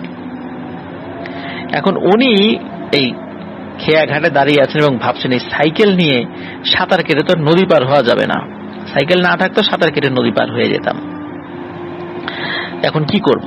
সাইকেল নিয়ে অপেক্ষা করতে থাকেন এবং চিৎকার করে ও মাঝি মাঝি বলে ডাকতে থাকেন। যদি তার সারা শব্দে কোনো এক মাঝি দূর থেকে চলে আসে এই আশায়, যদিও তিনি বুঝতে পারছিলেন যে এই আশায় মানে বুক বেঁধে লাভ নেই, কারণ তিনি অন্ধকারে ঢিল ছুটছেন। মানুষ যখন খুব নিরুপায় হয়ে যায় তখন খড়কুটো ধরেও বাঁচতে চায়। তো ওই অবস্থায় হয়েছিল ওনার, ওই অন্ধকারে উনি মাঝি মাঝি বলে চিৎকার করছিলেন, কিন্তু কোনো সারা শব্দ কোথা থেকেও আসছিল না। উনি অপেক্ষা করছিলেন। হঠাৎ করে চাঁদের আলো তিনি খেয়াল করেন নদীর মাঝখান থেকে কোথা থেকে যেন একটা নৌকা তার দিকে আসছে, আর ওই নৌকায় একটা ছোট্ট হারিকেন বাঁধা আছে। বোঝা যাচ্ছিল ওই নৌকা একজন মাঝি রয়েছে, ওই নৌকাটি চালাতে চালাতে তার দিকে আসছে। অথচ কিছু সময় আগেও ওই নৌকায় কাউকে দেখা যাচ্ছিল না। ওই নৌকায় বলতে না, মানে নদীতে কাউকে দেখা যাচ্ছিল না। উনি চিন্তা করলেন হঠাৎ করে নৌকা কোত্থেকে উদিত হলো, আবার নৌকায় হারিকেন আছে, তা হারিকেন আলোটা কেন আমার নজরে পড়লো না? যাই হোক, উনি এসব বিষয় নিয়ে আর ভাবনা চিন্তা করতে চাচ্ছিলেন না। একটা নৌকা পাওয়া গেছে, এটাই তো বেশি। তো নৌকাটা তার কাছাকাছি আসে এবং কর্কশ কণ্ঠে বলে ওঠে, ওপারে যেতে চাইলে তাড়াতাড়ি নৌকায় উঠে বসেন। এই বলে সে চুপ হয়ে যায়, কোনো কথা বলে না। তো ওনার দাদির বাবা নৌকা পেয়ে তো খুবই খুশি, কোন রকমের চিন্তা না করে সাইকেল নিয়ে নৌকায় উঠে পড়েন। তো নৌকা ছেড়ে দিয়েছে, হঠাৎ করে একটা মহিলার আওয়াজ শোনা যায়। তো মহিলা দৌড়ে আসছে এবং বলছে, দাঁড়াও দাঁড়াও মাঝি, দাঁড়াও, আমাকে নিয়ে যাও। তো মাঝি নৌকা কিছুটা ছেড়ে দিয়েছিল, আবার ঘাটে ফেরায়। ওই মেয়েটি নৌকায় উঠে ওই মাঝি যেই পাশে বসেছিল ঠিক সেই পাশটাতে চলে যায়। মেয়েটির হাবভাব দেখে মনে হলো ওই মাঝিকে নৌকা আগে থেকে চেনে। ওই মেয়েটির কাঁধে একটা ঝোলার মতো বাঁধা ছিল। অনেক সময় বেদে সম্প্রদায়ের নারীরা কাঁধে এক ধরনের ঝোলা রাখে, একটা তেমন। নৌকা ছেড়ে দেয়, নৌকা চলছে। নৌকা যখন মাঝ নদীতে চলে এসেছে তখন ওনার দাদির বাবা উনি এক ধরনের একটা শব্দ শুনতে পান। শব্দটা কেমন? ওই মহিলা এবং মাঝি নিজেরা নিজেদের মধ্যে কথা বলছে আর হাসাহাসি করছে। যেহেতু ওনার দাদির বাবা এক পাশে বসেছিলেন নৌকার, ওই মোতালেব সর্দার, তো মোতালেব সর্দার উনি এক পাশে বসেছিলেন, আর ওই শব্দগুলা উনি স্পষ্ট বুঝতে পারছিলেন না, কিন্তু তাদের কথাবার্তা হাসাহাসি মনে হচ্ছে আস্তে আস্তে তীব্র হচ্ছে। তো উনি একটু শোনার চেষ্টা করেন যে এই দুইজন কি কথা বলে। উনি ভালো করে খেয়াল করেন যে ওই দুইজন এমন ভাষায় কথা বলছে যে ভাষা উনি আগে কখনো শোনেনি নাই। এটা কোনো আঞ্চলিক ভাষাও না, এটা সম্পূর্ণ ভিন্ন ধর্মী একটা ভাষা, যেই ভাষা আসলে বাংলা ভাষা না। কিন্তু তখনকার সময় বাহিরের লোকজন নিশ্চয়ই ওইখানে আসেনি যারা নিজেদের মধ্যে তাদের আঞ্চলিক ভাষা বা ভিন্ন দেশের ভাষায় কথা বলছে। তো উনি খুব অবাক হন যে আসলে এরা কি বলে, কিছুই তো বুঝতে পারি না। তখন উনি আরো একটা জিনিস দেখতে পান যে ওই হাসাহাসি কথাবার্তা বলতে বলতেই ওই মহিলা ঝোলার ভিতর থেকে কিছু একটা বের করলো। বের করে ওখান থেকে একটা অংশ ছিঁড়ে ওই মাঝিকে দিল এবং সে নিজে খাওয়া শুরু করেছে। ঝোলার মধ্যে থেকে যখনই জিনিসটা বের করা হয় তখন খুব কটু গন্ধ, মানে বাজে গন্ধ এই মোতালেব সর্দারের নাকে ভেসে আসে। উনি যতটুকু আলো ছিল সেটাতেই খেয়াল করে দেখতে পান যে ওই মহিলা যেই জিনিসটা খাচ্ছে আর ওই অংশ, ওই জিনিসটা থেকে যে অংশটা ছিঁড়ে ওই মাঝিকে দিয়েছে, মনে হচ্ছে এটা কোনো মানুষের বাচ্চার লাশ। এই দৃশ্য দেখে উনি আল্লাহু আকবার বলে চিৎকার দিয়ে ওঠেন। আর যখনই চিৎকার দিয়েছেন তখনই ওই নৌকার মাঝি এবং ওই মহিলাটি তার দিকে তাকায়। যখনই তার দিকে তাকিয়েছে তখন দেখতে পাই এই দুইজনের চোখ স্বাভাবিক মানুষের চোখ থেকে অনেক বড় বড় এবং অন্ধকারে কুকুর বিড়ালের চোখের উপর টর্চ লাইট জ্বালালে যে ধরনের জলজলে একটা ভাব আমরা দেখতে পাই সেভাবে জ্বলছে। এরপর উনি ভয়ে ওই নৌকার উপরই সেন্সলেস হয়ে যান। ওনার কিছু মনে নাই। ওনার যখন জ্ঞান ফেরে মনে হচ্ছিল পানি এসে ওনার গায়ে লাগছে। উনি উপর হয়ে কোথাও পড়ে আছেন, নিচ থেকেও পানির একটা ছিটা এসে ওনার গায়ে লাগছে, মুখে লাগছে। উনি ভালো করে তাকিয়ে দেখেন যে উনি নদীর ভিতরই আছেন, কিন্তু উনি একটি কলা গাছের ভেলার উপরে আছেন। 5-7টা কলা গাছ একত্র করে একটি ভেলা বানানো হয়েছে, সেই ভেলার উপরে উনি আছেন। ওনার সাইকেলটা ওই ভেলার উপরে আছে। উনি চিন্তা করেন যে এই ভেলা আসলো কোত্থেকে। একটু আগে তো আমি নৌকায় ছিলাম, আর নৌকায় উনি বিভৎস কিছু দেখেছিলেন। উনি চিন্তা করলেন যেহেতু আমি ভেলার উপর আছি, এখন ভেলা মানে বাওয়ার জন্য তো কোনো বৈঠা নাই। উনি হাত দিয়েই বৈঠার কাজ করতে করতে নদীর পাড়ে চলে আসে। নদীটা কিন্তু খুব বেশি বড় ছিল না, ছোট। উনি সাইকেলটাও উঠান ওখান থেকে। উনি ভাবতে থাকেন যে একটু আগে কি হয়েছিল, কি ভয়ঙ্কর ব্যাপার হয়েছিল, আমি ভেলায় উঠলাম কিভাবে নৌকা থেকে।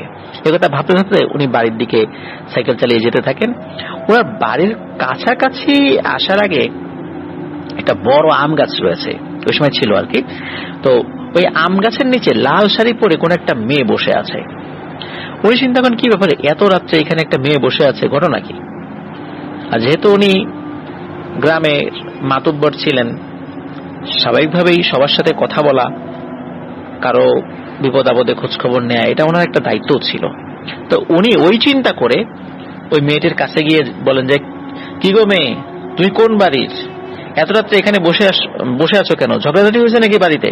কোন বাড়ির তুমি বলো, তোমার বাড়িতে দিয়ে আসি। তো এই সমস্ত কথাবার্তা মানে উনি বলছেন, কিন্তু ওই মেয়েটি কোনো উত্তর দেয় না। ওই মেয়েটি মানে নাকি সুরে কান্নাকাটি করছে, মনে হচ্ছে যে সে খুব মনে কষ্ট পেয়েছে। মানে ফুপিয়ে ফুপিয়ে কাঁদছে এরকমটা না, মানে সে কাঁদছে আর কি, একটু নাকি সুরে কাঁদছে। কয়েকবার জিজ্ঞেস করে, তো জিজ্ঞেস করার পর বলে যে মানে উত্তর দেয়, সে উত্তর দেয়, বলে যে আমার শ্বশুর বাড়ি আমি ছিলাম, সেখান থেকে আসছি। তখন উনি আবার বলেন যে শ্বশুর বাড়ি, তোমার শ্বশুর বাড়ি কোথায়? বলে যে মথুরাপুর। বলে যে ঠিক আছে, তোমার শ্বশুর বাড়ি মথুরাপুর, তোমার গ্রাম কোথায়? বলে যে আমার গ্রাম বুইকারা। তখন ওনার মাথায় একটা বিষয় কাজ করে যে মথুরাপুর যে গ্রামে উনি সালিশ করতে গিয়েছিলেন, যে মেয়েটি সুইসাইড করেছিল, ওই মেয়েটির বাড়ি কিন্তু ছিল বুইকারা গ্রামে। তো এই কথা উনি চিন্তা করছেন। এর মধ্যে হঠাৎ করে দেখেন যে ওই মেয়েটির গলায় একটা রশি বাঁধা আছে, এবং ওই রশিটি আস্তে আস্তে মনে হচ্ছে গাছের উপর থেকে কেউ টানছে, আর ওই মেয়েটিও আস্তে আস্তে ওই রশিতে ঝুলে পড়ছে। এবং কয়েক মুহূর্তের মধ্যে সত্যি ওই মেয়েটি ওই রশিতে ঝুলে পড়ে, তার চোখ দুটো বড় বড় হয়ে যায়, জিহ্বা বের হয়ে আসে, এবং ওই অবস্থায় মেয়েটি বলতে থাকে, লোকে তো তোকে খুব ভালো জানে রে, খুব সৎ, খুব ভালো মানুষ তুই, তাই না? আজকে তুই কি কাজটা করলি? তুই এরকম একটা অসৎ কাজ করতে পারলি? তুই টাকা খেয়ে নিরপরাধ একটা মেয়ের বিপক্ষে রায় দিলি। ওই মেয়েটি মারা গেছে কেন তুই জানিস? জানিস না। ওই মেয়েটির উপর কি নির্যাতন করা হয়েছিল জানিস? জানিস না। ওই শ্বশুরবাড়ির লোকজনই ওকে আত্মহত্যা করতে বাধ্য করেছে। এটা আত্মহত্যা না, এটা হত্যা। কিন্তু তুই ওই মেয়েটির পক্ষে রায় দিসনি ইচ্ছাকৃতভাবে। তুই কি বাঁচতে পারবি? বাঁচতে পারবি না। এর খেসারত তো তোকে দিতেই হবে। এই কথা বলতে বলতে হঠাৎ করে ওই শূন্য থেকে ওই মেয়েটি ওই মোতালেব সর্দারের উপর ঝাঁপিয়ে পড়ে। যখন ঝাঁপিয়ে পড়ে তখন ওই মোতালেব সর্দার ফিল করে যে একটু আগে এই মেয়েটি একটা মানুষের অবয়বে ছিল, কিন্তু এখন না, সেটা মানুষের অবয়বে নাই, মনে হচ্ছে একটা ভল্লুকের মতো কোন একটা জন্তু যার গা লোমে ভরা, এই প্রাণীটি তার উপর আক্রমণ করেছে। এদিকে মোতালেব সর্দারের গায়েও কিন্তু অনেক শক্তি ছিল। তিনি প্রাণপণে ধস্তাধস্তি শুরু করেন। কোন এক কায়দা তার থেকে রক্ষা পেয়ে ওই সাইকেল ফেলে রেখেই উনি দৌড়, আর ওই ভল্লুকের মতো প্রাণীটাও ওনার পেছনে পেছনে দৌড়াচ্ছে। ওনার বাড়ির কাছে যে কবরস্থান রয়েছে, সেই কবরস্থানের ভিতরে উনি ঢুকে পড়েন। যখন কবরস্থানের মধ্যে ঢুকে পড়েন, ওই প্রাণীটি ওই কবরস্থানের চতুর্দিকে ঘুরতে থাকে এবং তার শব্দ, মানে গোঙানির যে আওয়াজ, এই আওয়াজ করতে থাকে এবং কবরস্থান চার চতুর্দিকে ঘুরছে। মানে এমন একটা অবস্থা যে এই মোতালেব সর্দারের কবরস্থান থেকে বের হলেই তার মৃত্যু নিশ্চিত। কিছু সময় পর ফজরের আজান দেয়, কারণ মোতালেব সর্দার বুঝতে পারছেন না আসলে কয়টা বাজে। ফজরের আজান দেয় এবং আজান দেওয়ার পর উনি দেখতে পান ওই প্রাণীটি আস্তে আস্তে হেঁটে হেঁটে অন্ধকারের মধ্যে কোথায় যেন চলে গেল। আজানের পর কিছু সময় পর যখন আলো ফুটে ওঠে তখন উনি গোরস্থান থেকে বের হয়েছিলেন। ওই সময় ওনার হাতে, পায়ে, বুকে, পিঠে আঁচড়ের দাগ ছিল যেখানে রক্ত জমাট বেঁধেছিল। এই পুরো ঘটনা তাদের মসজিদের ইমামের সাথে তিনি শেয়ার করেন। তখন ইমাম সাহেব বলেন যে আপনি খুব একটা অন্যায় কাজ করেছেন, আপনার মতো লোকের পক্ষে এই কাজটি করা উচিত হয়নি। প্রথম যে কাজটি আপনি করবেন সেটি হলো ওই মেয়েটির পরিবারের কাছে গিয়ে ক্ষমা চাইবেন। যদি তারা ক্ষমা করে তারপরে আপনার বিচার যে ভুল ছিল এই ভুলটা সকলের সামনে স্বীকার করবেন এবং ওই টাকাটা ওই মেয়েটির শ্বশুরবাড়ির লোকদের কাছে ফেরত দেবেন এবং সকলের সামনে ক্ষমা চাইবেন যে তিনি অন্যায় করেছেন, সকলের জন্য তাকে ক্ষমা করে। এর আগে তিনি এই ধরনের কোনো কাজ করেননি, এইটাই ওনার প্রথম এবং এইটাই ওনার শেষ, এর পরেও ইনি এই কাজটি করবেন না। এই ধরনের প্রতিশ্রুতি তাকে দিতে হবে, তাহলেই উনি এই উপদ্রব যেটা শুরু হয়েছে, না হলে কিন্তু এটা তো চলতেই থাকবে, ওনার বাচ্চা কাচ্চাদের উপরে চলতে থাকবে। কারণ কোন ভালো জিন এই যে জিনিসগুলোকে দেখেছে সেগুলো আসলে খারাপ জিন না, ভালো জিন। এই ভালো জিনগুলোই ওনাকে এই ভয় দেখাচ্ছে ওনার এই অন্যায়ের কারণে, কারণ তিনি যে অন্যায় কাজ করবেন ওই জিনগুলো এটা মেনে নিতে পারেনি। তো যাই হোক, শেষ পর্যন্ত উনি এই কাজটি করেন। ওনার মতো লোকের পক্ষে ওনার এই অন্যায়কে আসলে স্বীকার করা এটা খুবই একটা বিব্রতকর ব্যাপার ছিল, কিন্তু তারপরেও উনি সেটি স্বীকার করেছিলেন। ওই মেয়েদের, ওই যে মেয়েটি মারা গেছে সেই মেয়ের পরিবারের কাছে গিয়ে উনি ক্ষমা চেয়েছেন। পরবর্তীতে ওই মথুরাপুর গ্রামে গিয়ে ওই মেয়ের শ্বশুর বাড়ির লোকদেরকে সেই টাকা ফেরত দিয়েছেন এবং সকলের কাছে স্বীকার করেছেন ওনার এই বিচারটা ভুল ছিল। সকলের কাছে তিনি ক্ষমা প্রার্থী। যেহেতু তিনি লজ্জিত ছিলেন এই বিষয়টি নিয়ে, সকলে তাকে ক্ষমা করে দেন। আর এরপর থেকে ওনার সাথে এই টাইপের কোনো ঘটনা মৃত্যু অবধি ঘটেনি। তবে হ্যাঁ, উনি যখন ক্ষমা চেয়ে বাড়িতে ফিরেছিলেন ওই রাতে উনি একটি স্বপ্ন দেখেছিলেন। স্বপ্নে ওই যেই মেয়েটিকে রাতের বেলা লাল শাড়ি পরা অবস্থায় দেখেছিলেন, সেই মেয়েটি স্বপ্নে তার কাছে আসে, এসে বলে যে যেহেতু তুই স্বীকার করেছিস তুই অন্যায় করেছিস, এই জন্য তোকে আর কখনোই আমরা বিরক্ত করব না, আর কখনোই তোর সামনে আমরা আসবো না, আর ভবিষ্যতে এই টাইপের কাজ আর কখনো করবি না। এই কথা বলে একটা অট্ট হাসি দিয়ে স্বপ্নের মধ্যেই ওই মেয়েটি অদৃশ্য হয়ে যায়। উনি স্বপ্ন থেকে এই স্বপ্ন যখন উনি দেখেন, ঘুম ভেঙে যাওয়ার পর ওনার স্ত্রীকে এই ঘটনাটি বলেছিলেন। তো সত্যি 2018 সাল পর্যন্ত ওনার সাথে কোনো ঘটনা ঘটেনি। 2018 সালে ওনার দাদির বাবা, মানে এই মিশকাত হোসেন ভাইয়ের দাদির বাবা, উনি মৃত্যুবরণ করেছিলেন। অনেক বৃদ্ধ বয়সে উনি মৃত্যুবরণ করেছিলেন, কিন্তু কোনো ধরনের ভয়ঙ্কর ঘটনা, মানে এই বিষয় নিয়ে কোনো ভয়ঙ্কর ঘটনা তার সাথে ঘটেনি। প্রিয় লিসেনার্স, এটি ছিল ঘটনা। অসংখ্য ধন্যবাদ মিশকাত হোসেন ভাইকে তার পাঠানো, আমাদের চ্যানেলে পাঠানো তার তৃতীয় ঘটনার জন্য। আশা করছি তিনি আরো ঘটনা আমাদেরকে পাঠাবেন। আর প্রিয় লিসেনার্স, আপনাদেরও তার ঘটনাগুলো ভালো লাগবে। যারা আমাদের চ্যানেলে এখনো সাবস্ক্রাইব করেনি তারা দ্রুত সাবস্ক্রাইব করে ফেলুন। আর আপনার দা হরর ওয়ার্ল্ড নামে আমাদের ফেসবুক পেজ এবং গ্রুপ রয়েছে, যার লিংক আমাদের ভিডিও ডেসক্রিপশনে দেওয়া রয়েছে। সেখানে গিয়ে আপনার দা হরর ওয়ার্ল্ড পরিবারের সদস্য হয়ে যান।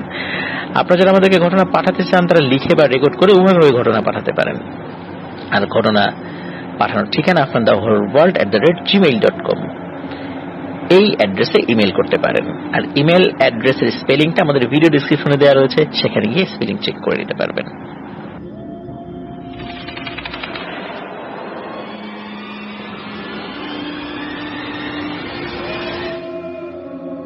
প্রিয় লিসেনার্স, এখন যে ঘটনাটি আমি আপনাদের সাথে শেয়ার করতে যাচ্ছি, এই ঘটনাটি আমাদেরকে পাঠিয়েছেন আলামিন সিফাত ভাই।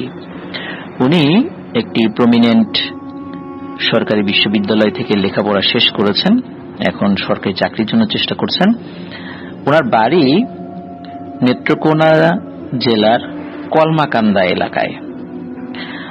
কলমাকান্দা এলাকা, তার সাইড দিয়ে যে বর্ডার এলাকা রয়েছে, মেঘালয়ের পাহাড়গুলো সেখানে রয়েছে, আর অত্যন্ত প্রত্যন্ত এলাকায় ওনার বাড়ি হওয়ায় 2015 সাল পর্যন্ত কিন্তু সে এলাকায় তেমন কোনো উন্নয়নই হয়নি।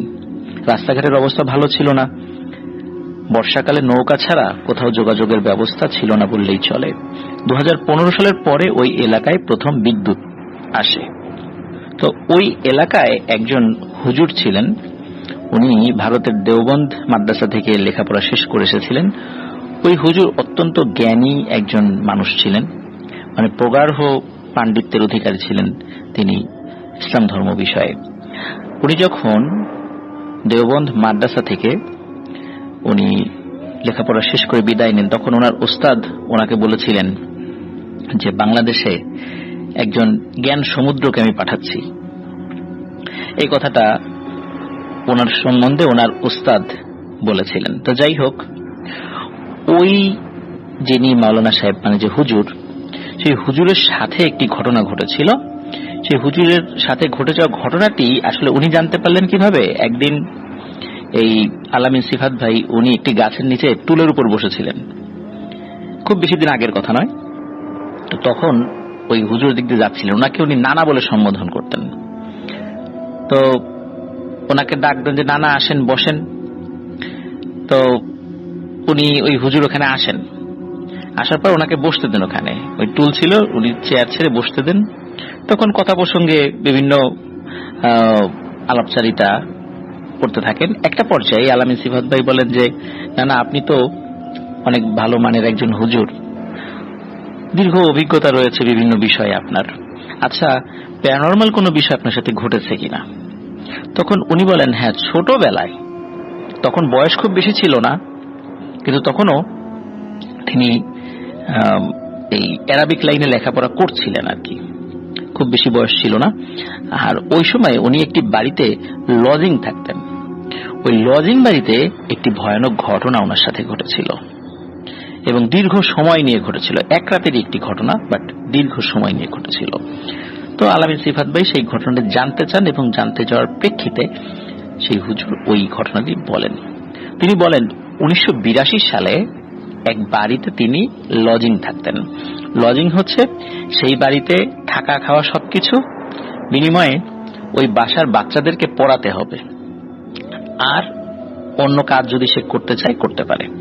তো এইভাবে আগেকার দিনে কিন্তু অনেকেই লজিং থাকতো, আমরা লজিং মাস্টার বলতাম, লজিং হুজুর বলতাম। এখন এরকমটা খুব একটা দেখা যায় না, তবে আগে কিন্তু এরকম ছিল।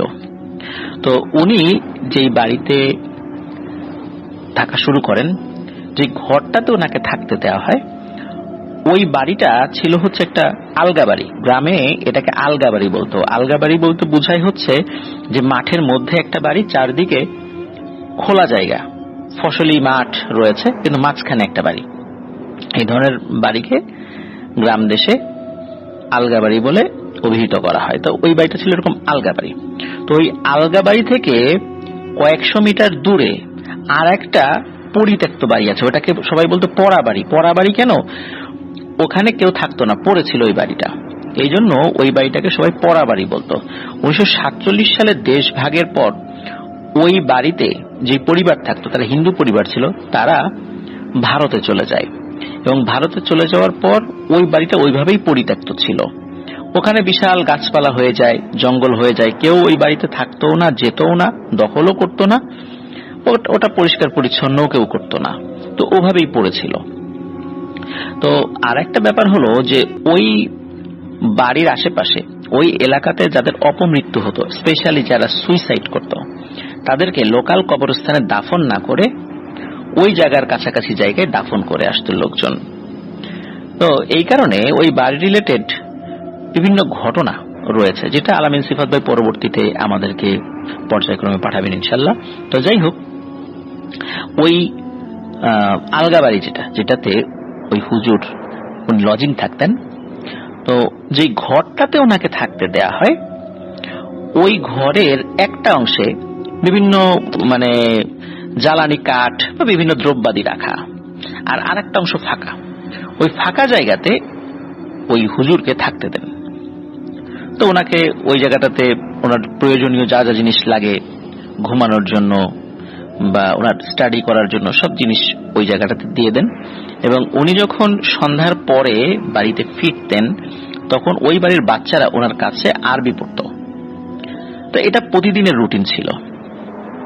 তো একদিন কি হয়, উনি সারাদিন বেশ পরিশ্রম করেছেন, খুব ক্লান্ত ছিলেন। ওই সন্ধ্যার পরে বাড়িতে এসেছেন। বাড়িতে আসার পর উনি বেশ কিছু সময় উনি স্টাডি করেন এশার আগ পর্যন্ত। তো ওই বাচ্চাদেরকে বলেন যে তোমরা এশার নামাজের পরে পড়তে আসো, আমি একটু খুব ক্লান্ত, আগামীকালকে আমার কিছু পড়া রয়েছে, এগুলো অন্তত একটু দেখি আর কি। তো যদি ঘুমিয়ে যাই তখন তো পড়াটা করতে পারবো না। তো এশার নামাজের পর বাচ্চারা পড়তে আসে। তো উনি আসলে এতটা ক্লান্ত ছিলেন যে উনি বাচ্চাদেরকে পড়াতে কখন যে ঘুমিয়ে পড়েছেন উনি নিজেও জানেন না। বাচ্চারা দেখছেন যে ওস্তাদজি খুব ক্লান্ত, ঘুমিয়ে পড়েছেন, এই জন্য ওস্তাদজিকে না ডেকে ওরাও আস্তে আস্তে ওখান থেকে চলে যায় যে উনি ঘুমাক। তো কতক্ষণ ঘুমিয়েছেন উনি আসলে নিজেও জানেন না। হঠাৎ এক ধরনের একটা শব্দে ওনার ঘুম ভেঙে যায়।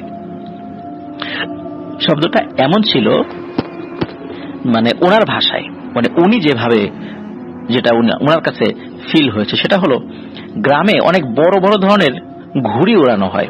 তো ঘুড়ি যখন আকাশে ওড়ে ঘুড়ির এক ধরনের শব্দ হয়, মানে চি চি এক ধরনের শব্দ হয়। যারা ঘুড়ির শব্দ শুনেছেন তারা এটা বুঝতে পারবেন। তো ওনার কাছে মনে হচ্ছিল ঠিক ঘুড়ির শব্দ, কোনো বিশাল আকৃতির কোনো ঘুড়ি আস্তে আস্তে ওই বাড়িটার দিকে এগিয়ে আসছে। এগিয়ে আসতে আসতে হঠাৎ করে ওনার মনে হলো অন্য আর একটা ঘর যে রয়েছে ওই ঘরের উপর একটা বড় গাছ ছিল, ওই গাছের উপর ধপাস করে কোনো কিছু বসলো। তারপরে শব্দটা থেমে গেল। গাছের উপর বসার পর ওনার মনে হলো গাছটা নড়ে উঠেছে। এরপরে কোনো একটা জিনিস উঠানের উপরে ধপাস করে এসে পড়ল। ওনার কাছে মনে হলো বিশাল আকৃতির কোনো পাখি যদি কোথাও হঠাৎ করে এসে বসে এবং ডানা ঝাপটায়, ওই রকম শব্দ। তো ওনার ঘরের দরজা কিন্তু খোলা ছিল, ওনার স্টুডেন্টটা কিন্তু দরজা খুলেই চলে গিয়েছিলেন। আর যেহেতু ওই গ্রামে কিন্তু সন্ধ্যার পরে রাতের খাবারটা খেয়ে ফেলতেন অনেকেই, এই জন্য ওনার রাতের খাবারের কোনো ঝামেলা ছিল না, উনি ওই মাগরিবের পরে খাবার খেয়েছিলেন। আর যেহেতু খাবার খেয়ে ফেলেছিলেন এই জন্য বাড়ির লোকজন কিন্তু তাকে খাওয়ার জন্য ডাকেনি। আর বাচ্চারা চলে যাওয়ার পর দরজাটা খোলাই ছিল। তো উনি ওই শব্দ শুনে ওই খোলা দরজার কাছে আসেন। ঘরের ভেতরেই, উনি বাইরে যাননি। উনি দেখতে পান বিশাল আকৃতির একটা কালো অবয়ব। ওই অবয়বটি আস্তে আস্তে হেঁটে হেঁটে ওই ঘরের দিকে আসছে। তো উনি দেখতে পাচ্ছেন যতটা কাছে আসছে ততটা ওনার কাছে ওই অবয়বটার চেহারাটা স্পষ্ট হয়ে উঠছে। উনি দেখতে পান যে ওই অবয়বটির চেহারা খুবই ভয়ানক। ওনার ভাষায় যে এত ভয়ানক কোনো মানুষের চেহারা উনি কখনো দেখেননি। আর দাঁতগুলো বড়, দাঁতগুলো ঠোঁটের বাইরে বের হয়ে এসেছে, অনেক বড় বড় দাঁত। এবং যত কাছে আসছে ওই অবয়বটি আস্তে আস্তে আস্তে আস্তে ছোট হচ্ছে। প্রথম দিকে অনেক বড় ছিল, এখন আস্তে আস্তে ছোট হয়ে আসছে। উনি এই দৃশ্য দেখে বুঝতে পারেন যে এটা স্বাভাবিক কোনো ব্যাপার নয়, এটি ভয়ানক কোনো পিশাচ প্রকৃতির জিন হবে। তো উনি তো ঘরের ভেতরেই রয়েছেন, চৌকাঠের অপোজিট পাশে, মানে ঘরের ভেতর সাইডে। উনি তো দোয়া দুরুদ পড়ছেন, উনি যেটা জানেন দোয়া দুরুদ পড়ছেনই। আর ওইদিকে ওই অভাবটি আস্তে আস্তে আস্তে আস্তে এক পা দু পা করে ঘরের দিকে এগিয়ে আসছে। ওই সময় কিন্তু প্রচন্ড গরম ছিল, আর তখন তো ইলেকট্রিসিটি ছিল না, এটা তো অনেক আগের ঘটনা আর কি, সেই 82 সালের ঘটনা। যেহেতু 15 সালে ওই সাইডটাতে ইলেকট্রিসিটি এসেছে। তো যাই হোক, তো উনি তো ঘেমে একদম অস্থির। আর এদিকে ওনার মনে হচ্ছিল উনি ওখান থেকে নড়তেও পারছেন না, এমন একটা অবস্থা। একে তো ভয়, তারপর ঘেমে অস্থির। দোয়া দুরুদ যেটা পড়ছেন মনে হচ্ছে সবকিছু গুলিয়ে যাচ্ছে, কোনটা থেকে কোনটা পড়বেন একটা জিনিস পড়তে পড়তে ভুলে এক আয়াত থেকে অন্য আয়াতের ভিতরে ঢুকে যাচ্ছেন, মানে এমন একটা অবস্থায়, এমন ভয় পাচ্ছেন উনি। তো উনি কিন্তু ওনার মতো পড়েই যাচ্ছেন, পড়া থামাচ্ছেন না। আর ওইদিকে ওই অবয়বটা আস্তে আস্তে ওনার দিকে এগিয়ে আসছে। তখন উনি এক পা দুপা করে পেছন দিকে ঘরের ভেতরে, কারণ উনি ঘরের বাইরে গিয়ে দৌড় দিবেন এই সাহসটা পাচ্ছেন না, উনি আবার এক পা দুপা করে ঘরের পেছন দিকে চলে আসছেন, মানে ঘরের রুমের মধ্যে আর কি। উনি তো দরজার কাছে ছিলেন, পেছন দিকে চলে আসছেন। ওই অবয়বটি কি করে, তার একটা পা ওই চৌখাটের উপর রাখে, মানে ঘরে ঢুকবে এমন একটা অবস্থা। এরপর অপলক দৃষ্টিতে ওই হুজুরের দিকে তাকিয়ে থাকেন। আর হুজুর কিন্তু কোরআন তেলাওয়াত উনার মতো করে করেই যাচ্ছেন। এইভাবে প্রায় 15-20 মিনিট অপলক দৃষ্টিতে হুজুরের দিকে তাকিয়ে থাকে। প্রিয় লিসেনার্স, আপনারা চিন্তা করুন, এরকম ভয়ানক চেহারা আমরা যদি বুঝতে পারি যে এটা কোনো মানুষ নয়, পিশাচ প্রকৃতির জিন, এবং সেই জিনিসটি যদি এভাবে অপলক দৃষ্টিতে তাকিয়ে থাকে, একদম সামনে দাঁড়িয়ে থাকে, তাহলে একটা মানুষের অবস্থা কেমন হতে পারে। ওনার অবস্থাও ঠিক সেটাই হয়েছিল। হঠাৎ করে ওই জিনিসটি বলে ওঠে, ছোট মানুষ তো তুই, কিছু জানিস না, এভাবে ঘর খোলা রেখে আর ঘুমাবি না, আজকের মতো তোকে ছেড়ে দিলাম, এরপরে এসে তোকে যেন এই ঘরে আমি আর না দেখি। এই বলে ওই জিনিসটি ঠিক যেভাবে এসেছিল আবার পেছন দিকে সরে আসে, তার আকৃতি আবার আস্তে আস্তে বড় হতে থাকে। তারপর মনে হলো সা করে উড়ে চলে গেল, এবং উড়ে যাওয়ার সময় সেই একই ধরনের একটা আওয়াজ, ঘুড়ির মতো একটা পি পি শব্দ হুজুরের কানে আসে। উনি প্রচন্ড ভয় পেয়েছিলেন। ওই রাতে উনি আর কাউকে ডাকেননি, উনি দরজা বন্ধ করে শুয়ে পড়েন, কিন্তু সারা রাত ওনার ঘুম হয়নি। সকাল হওয়ার সাথে সাথে ওই বাড়ির যিনি কর্তা ব্যক্তি ছিলেন, মুরব্বী একজন বয়োবৃদ্ধ মানুষ, তাকে এই বিষয়টি খুলে বলেন। এই বিষয়টি খুলে বলার পর উনি খুবই ভীত হন, এবং ওই হুজুরকে বলেন যে তাহলে এত বছর পর আবারও ফেরত এসেছে। এই কথার মানে উনি বুঝতে পারেননি। যখন এই কথার অর্থ কি এটা জানতে চান, তখন তিনি বলেন যে এই ঘরটা তৈরি করার জন্য যে গাছটি কাটা হয়েছিল, এই গাছে শোনা যেত এক ভয়ানক পিশাচ বসবাস করত। এই গাছটি কাটার সময় নাকি ওই পিশাচটি স্বপ্নে দেখিয়েছিল যে গাছটি কাটা যাবে না, কিন্তু তারপরও গাছটি কাটা হয়, এবং কেটে যখন এই ঘরটা তৈরি করা হয়, তখন থেকে এই ঘরে কেউ থাকতে পারত না। রাতের বেলা ভয়ানক আকৃতির একটা কালো অবয়ব দেখত, বড় বড় দাঁত, ভয়ানক তার চোখ। এই দৃশ্য দেখে এই ঘরে কেউ থাকতো না। তারপর থেকে এই ঘরটিকে আমরা থাকার জন্য আর ব্যবহার করিনি, এটা ওই খড়ি বা অন্যান্য মালামালগুলো সেখানে রাখি। কিন্তু 25 থেকে 30 বছরের মধ্যে এই টাইপের কোনো ঘটনা আর ঘটেনি। আমরা ধারণা করেছিলাম যে আর হয়তো বা এই ঘটনার পুনরাবৃত্তি হবে না, ওই জিনিসটি চলে গেছে। কিন্তু তুমি এই ঘরে থাকা শুরু করেছো, আর এই ঘটনাটি আবার ফেরত এসেছে। তো সকাল হতে না হতেই ওই হুজুরকে ওই ঘর থেকে সরিয়ে অন্য ঘরে শিফট করা হয়, আর ওই ঘরটি স্থায়ীভাবে মানুষের বসবাসের জন্য অযোগ্য ঘোষণা করেন। এটা শুধু মালামাল রাখার ক্ষেত্রে বা অন্যান্য প্রয়োজনীয় জিনিসের রাখার ক্ষেত্রে ব্যবহৃত হবে, কিন্তু এই ঘরে আর কেউ থাকবে না। প্রিয় লিসেনার্স, এই গাছ দিয়ে, যে গাছে পিশাচ প্রকৃতির জিনেরা থাকে, আমরা এই ঘটনার মাধ্যমে জানতে পারলাম যে এই ধরনের গাছ দিয়ে যদি কেউ ঘরও বানায়, তাহলেও সমস্যা থেকে যেতে পারে। আপনারা একবার ভাবুন তো, আমরা সমিল থেকে কাঠ কিনে আনছি, ঘর বানাচ্ছি, তারপর ওই ঘরে বিভিন্ন ধরনের সমস্যা দেখা দেয়, অথচ আমরা কিন্তু জানিও না কেন এটা হচ্ছে। যদিও এখন কাঠের ঘর কমে যাচ্ছে, কিন্তু এই ধরনের ঘটনা যে ঘটতে পারে তা কিন্তু আমরা এই ঘটনাটার মাধ্যমে বুঝতে পারলাম। অসংখ্য ধন্যবাদ আলামিন সিফাত ভাইকে চমৎকার একটি সত্য ঘটনা আমাদের সামনে উপস্থাপন করার জন্য। আসলে আমরা এরকমের সত্য ঘটনাই আপনাদের কাছে প্রত্যাশা করি। আপনারা ঘটনা ছোট হোক বড় হোক সেটি বিষয় নয়, আপনারা সত্য ভয়ের ঘটনা আমাদেরকে পাঠাতে থাকুন। ঘটনা পাঠানোর সাথে সাথে তো আসলে প্রচার করা আমাদের পক্ষে পসিবল হয় না, কারণ হচ্ছে অনেক ঘটনা আপনারা যারা পাঠাচ্ছেন এই ঘটনাগুলো পাইপলাইনে থাকে, সেগুলো পর্যায়ক্রমে আমরা প্রচারের জন্য আপনাদের সামনে উপস্থাপন করে থাকি।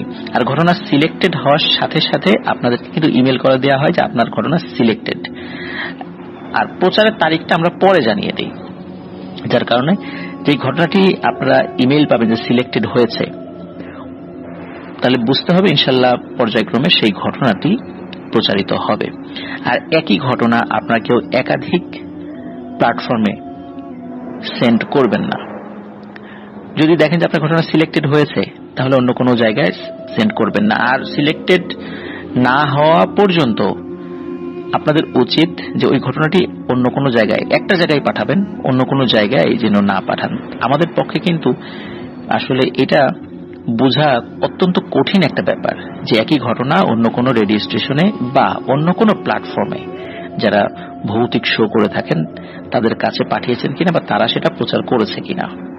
তো এই জন্য আপনাদের কাছে বিনীত অনুরোধ থাকবে, একই ঘটনা একাধিক প্ল্যাটফর্মে আপনারা শেয়ার করবেন না, এতে আমাদের জন্য বিব্রতকর পরিস্থিতিতে পড়তে হয়। তো প্রিয় লিসেনার্স, আপনারা যারা এখনো আমাদের চ্যানেলে সাবস্ক্রাইব করেননি তারা দ্রুত সাবস্ক্রাইব করে ফেলুন। আপনাদের হরর ওয়ার্ল্ড নামে আমাদের একটি ফেসবুক পেজ এবং গ্রুপ রয়েছে, যার লিংক আমাদের ভিডিও ডেসক্রিপশনে দেওয়া রয়েছে। সেখান থেকে আপনাদের হরর ওয়ার্ল্ড পরিবারের সদস্য হয়ে যান। আর আপনারা যারা ঘটনা পাঠাতে চান তারা লিখে বা রেকর্ড করে যে কোনো ভাবে ঘটনা পাঠাতে পারবেন।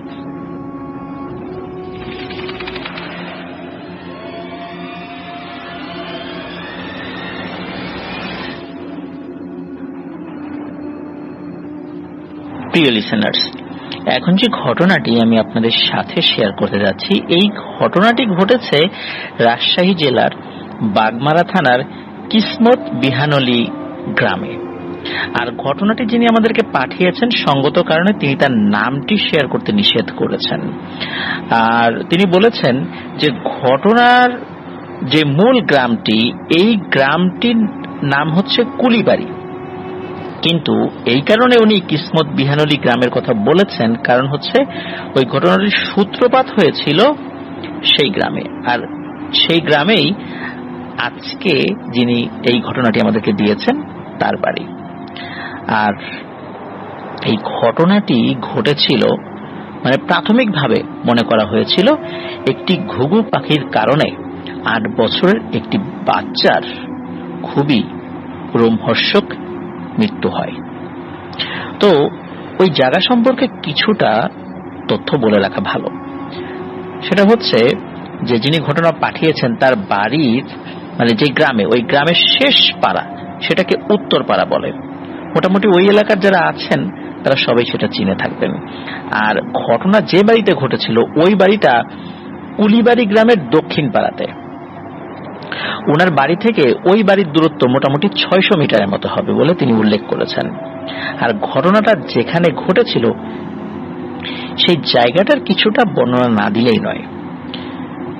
রাস্তাটি ওনাদের বাড়ি থেকে পশ্চিম দিকে কিছু দূর যাবার পর সরাসরি উত্তর দিকে টার্ন নিয়ে সোজা কুলিবাড়ি প্রাইমারি স্কুলের দিকে চলে গেছে। আর ওনার বাড়ি আর স্কুল মাঠের ঠিক মাঝ পথে একটি ছোট্ট ব্রিজ রয়েছে। ওই ব্রিজ পার হবার পর রাস্তার সাথে লাগানো ছোট্ট একটি খাল, আর ওই খালের সাথে লাগানো একটি বিরাট জঙ্গল রয়েছে। ওই জঙ্গলের মাঝখানে রয়েছে কিছু বেত বাগান আর বাঁশঝাড়। রাস্তার পশ্চিম দিকে রাস্তার সাথে লাগানো একটি ফসলি জমি, জমিটা পার হলেই ছোট্ট একটি জঙ্গল। সেই জঙ্গলের উত্তরের শেষ মাথায় রয়েছে বহু পুরনো দুটি আম গাছ। এই দুই জঙ্গলের আশেপাশে কোনো ঘরবাড়ি নেই। যাই হোক, এত কথা কেন বলা হচ্ছে? হ্যাঁ প্রিয় লিসেনার্স, এত কথা বলার পেছনে কারণ রয়েছে। কারণ মূল ঘটনাটি বুঝতে হলে এই যে দুটি জঙ্গলের কথা বলা হলো আর আশেপাশের লোকেশন বলা হলো, সেটি আমাদের কাজে দেবে। তো ঘটনাটার সময়কাল ছিল 2008 সাল আর দিনটা ছিল শুক্রবার। জুম্মার নামাজ শেষ করে যিনি ঘটনা দিয়েছেন তিনি বাসায় এসে যখনই খেতে বসেছেন, ওনার মা খাবার নিয়ে এসেছে, খাবার শুরু করবেন এমন সময় ওই জঙ্গলটার দিক থেকে বিশাল জোরে জোরে চিৎকার চেঁচামেচির আওয়াজ আসছে। কি ব্যাপার, চিৎকার করে কে এই অসময়ে? উনি তাড়াতাড়ি উঠে পড়লেন এবং বাইরে যাবার পর শুনতে পেলেন কেউ চিৎকার করে করে বলছে, এই তাড়াতাড়ি দা কুড়াল যা নিয়ে আছে সবকিছু নিয়ে আয় সবাই। এখন গ্রামের কোন একজন লোক চিৎকার করে ভাবে বলছে, নিশ্চয়ই কোনো একটা সমস্যা হয়েছে, তা না হলে তো ভাবে বলতো না। কথাটা শোনার সাথে সাথে উনি ঘর থেকে দা নিয়ে দিলেন দৌড়। ওই যে জঙ্গল, ওই জঙ্গলে পৌঁছানোর পর তিনি দেখলেন 4 থেকে 5 জন ওই জংলি গাছ যেগুলো রয়েছে সেগুলো কাটছে আর সামনের দিকে এগোচ্ছে। তো ওনাকে কেউ একজন বলল জঙ্গলের মাঝখানে আকবরের ছেলে আহত অবস্থায় পড়ে আছে, তাড়াতাড়ি ছেলেটাকে উদ্ধার করে হসপিটালে নিতে হবে। কথা শুনে উনি আর দেরি না করে আগাছা কাটতে শুরু করলেন। একটু পর আরো অনেক লোকজন চলে আসলো, সবাই আগাছা কাটছেন আর সামনের দিকে এগোচ্ছেন। আনুমানিক 50 থেকে 60 জন তো হবেই যারা আগাছা কাটছিলেন। এত লোক আগাছা কেটে কেটে সামনের দিকে এগোচ্ছেন, তারপরও প্রায় 35 মিনিট সময় লাগলো সেই জায়গাটাতে পৌঁছাতে। সেই জায়গাটা কেমন ছিল? খুবই অদ্ভুত রকমের একটা জায়গা ছিল। যে জঙ্গলের ওই জায়গাটা থেকে লোকজন যেতই না, চারদিকে আগাছা হয়ে আছে। 50 থেকে 60 জন লোককে আগাছা কেটে কেটে সামনের দিকে এগোতে হচ্ছে, তাহলে নিশ্চয়ই বুঝতে পারছে যে সেখানে কোনো মানুষজন যায় না। দিনের বেলাতে তো যাই না, রাতের বেলা যাওয়ার তো প্রশ্নই আসে না। আর দিনের বেলাতেও ওই আগাছা পার হয়ে ওই জায়গাতে পৌঁছানো চারটিখানি কথা নয়। তো ওনারা সেই আকবরের ছেলের দেহটা পেলেন সেখানে। ওখানে এমন একটা পরিবেশ ছিল যেটা আসলে না দেখলে নাকি বোঝা যাবে না। ওনার কাছে মনে হচ্ছিল যে বেশ কিছু মানুষ অনেক যত্ন সহকারে বেত গাছ, কিছু জংলি গাছ, এগুলো দিয়ে দীর্ঘদিন ধরে ওই জায়গাটা তৈরি করেছে। এত সুন্দর করে তৈরি করেছে, কোনো মানুষের হাতে এত সুন্দর করে তৈরি করা খুব কঠিন ব্যাপার। চারদিকে বেড়ার মতো করে সুন্দর করে সাজানো একটা পরিবেশ ছিল সেখানে। উপরে ছিল ঘরের চালার মতো একটা ছাউনি। দেখে মনে হচ্ছিল বহুদিন ধরে সেখানে মানুষ বসবাস করে, কিন্তু আসলে সেখানে কোনো মানুষ বসবাস করে না। এখন মূল ঘটনাতে চলে যাই। ওনারা ওই ছেলেটিকে তুলে নিলেন, তুলে নিয়ে ওই যে ব্রিজের কথা বলা হয়েছিল সেই ব্রিজের উপর নিয়ে গেলেন এবং একটা ভ্যানে তুলে দিলেন সবাই মিলে, দ্রুত তাকে হসপিটাল নিয়ে যাওয়ার জন্য। কেউ কেউ ওই ছেলেটার সেন্স ফেরানোর জন্য মাথায় পানি দিতে লাগলো। এর মধ্যে স্থানীয় একজন বৃদ্ধ মহিলা, বেশ বয়স হয়ে গেছিল ওনার, উনি আসলেন, এসে বললেন, এই হসপিটালে নেওয়ার দরকার নেই রে, বাচ্চাটাকে কিছু সময়ের জন্য আমার কাছে নিয়ে আয়, আমি চেষ্টা করে দেখি ওর সুস্থ করা যায় কিনা বা ওকে সুস্থ করা যায় কিনা। তো ওই মহিলাটার পরিচয় কি? ওই মহিলাটার নাম ছিল মেহেরজান। তো ওনার একটাই মাত্র বাড়ি রয়েছে, সেটি জঙ্গলের পূর্ব পাশে। ওই পূর্ব পাশে একটা পুকুর রয়েছে, ওই পুকুরের দক্ষিণ পূর্ব কোণে ওনার বাড়ি। ওই পুকুরের সাথে লাগানো চাচির, ওই মেহেরজান চাচির ছোট্ট একটি ঘর। গ্রামের সবাই জানে মেহেরজান চাচিকে ওই যে জঙ্গলের কথা বললাম, ওই জঙ্গলে বসবাসরত যত জিন রয়েছে সেই জিনদের সর্দার তার কাছে আসে, তার উপর ভর করে, এবং ওই জিনদের ওই সর্দার নামাজ কালামি পরহেজগার। ওখানে তো দুটি জঙ্গল রয়েছে, ছোট জঙ্গল যেটা সেটার আর কি। তো যাই হোক, আকবরের ছেলে কোথায় আছে এই খবরটা ওই জিন নাকি চাচিকে দিয়েছে, তাই চাচি এগিয়ে এসেছেন। তো যাই হোক, এদিকে চাচির কথায় কেউ নজর না দিয়েছে, এদিকে হসপিটালে নিয়ে যাওয়ার জন্য কিছুটা পথ আগানো হয়। আর যিনি ঘটনা দিয়েছেন তার বাড়িটা পার হওয়ার পরপরই ওই ছেলেটি শেষ নিঃশ্বাস ত্যাগ করে।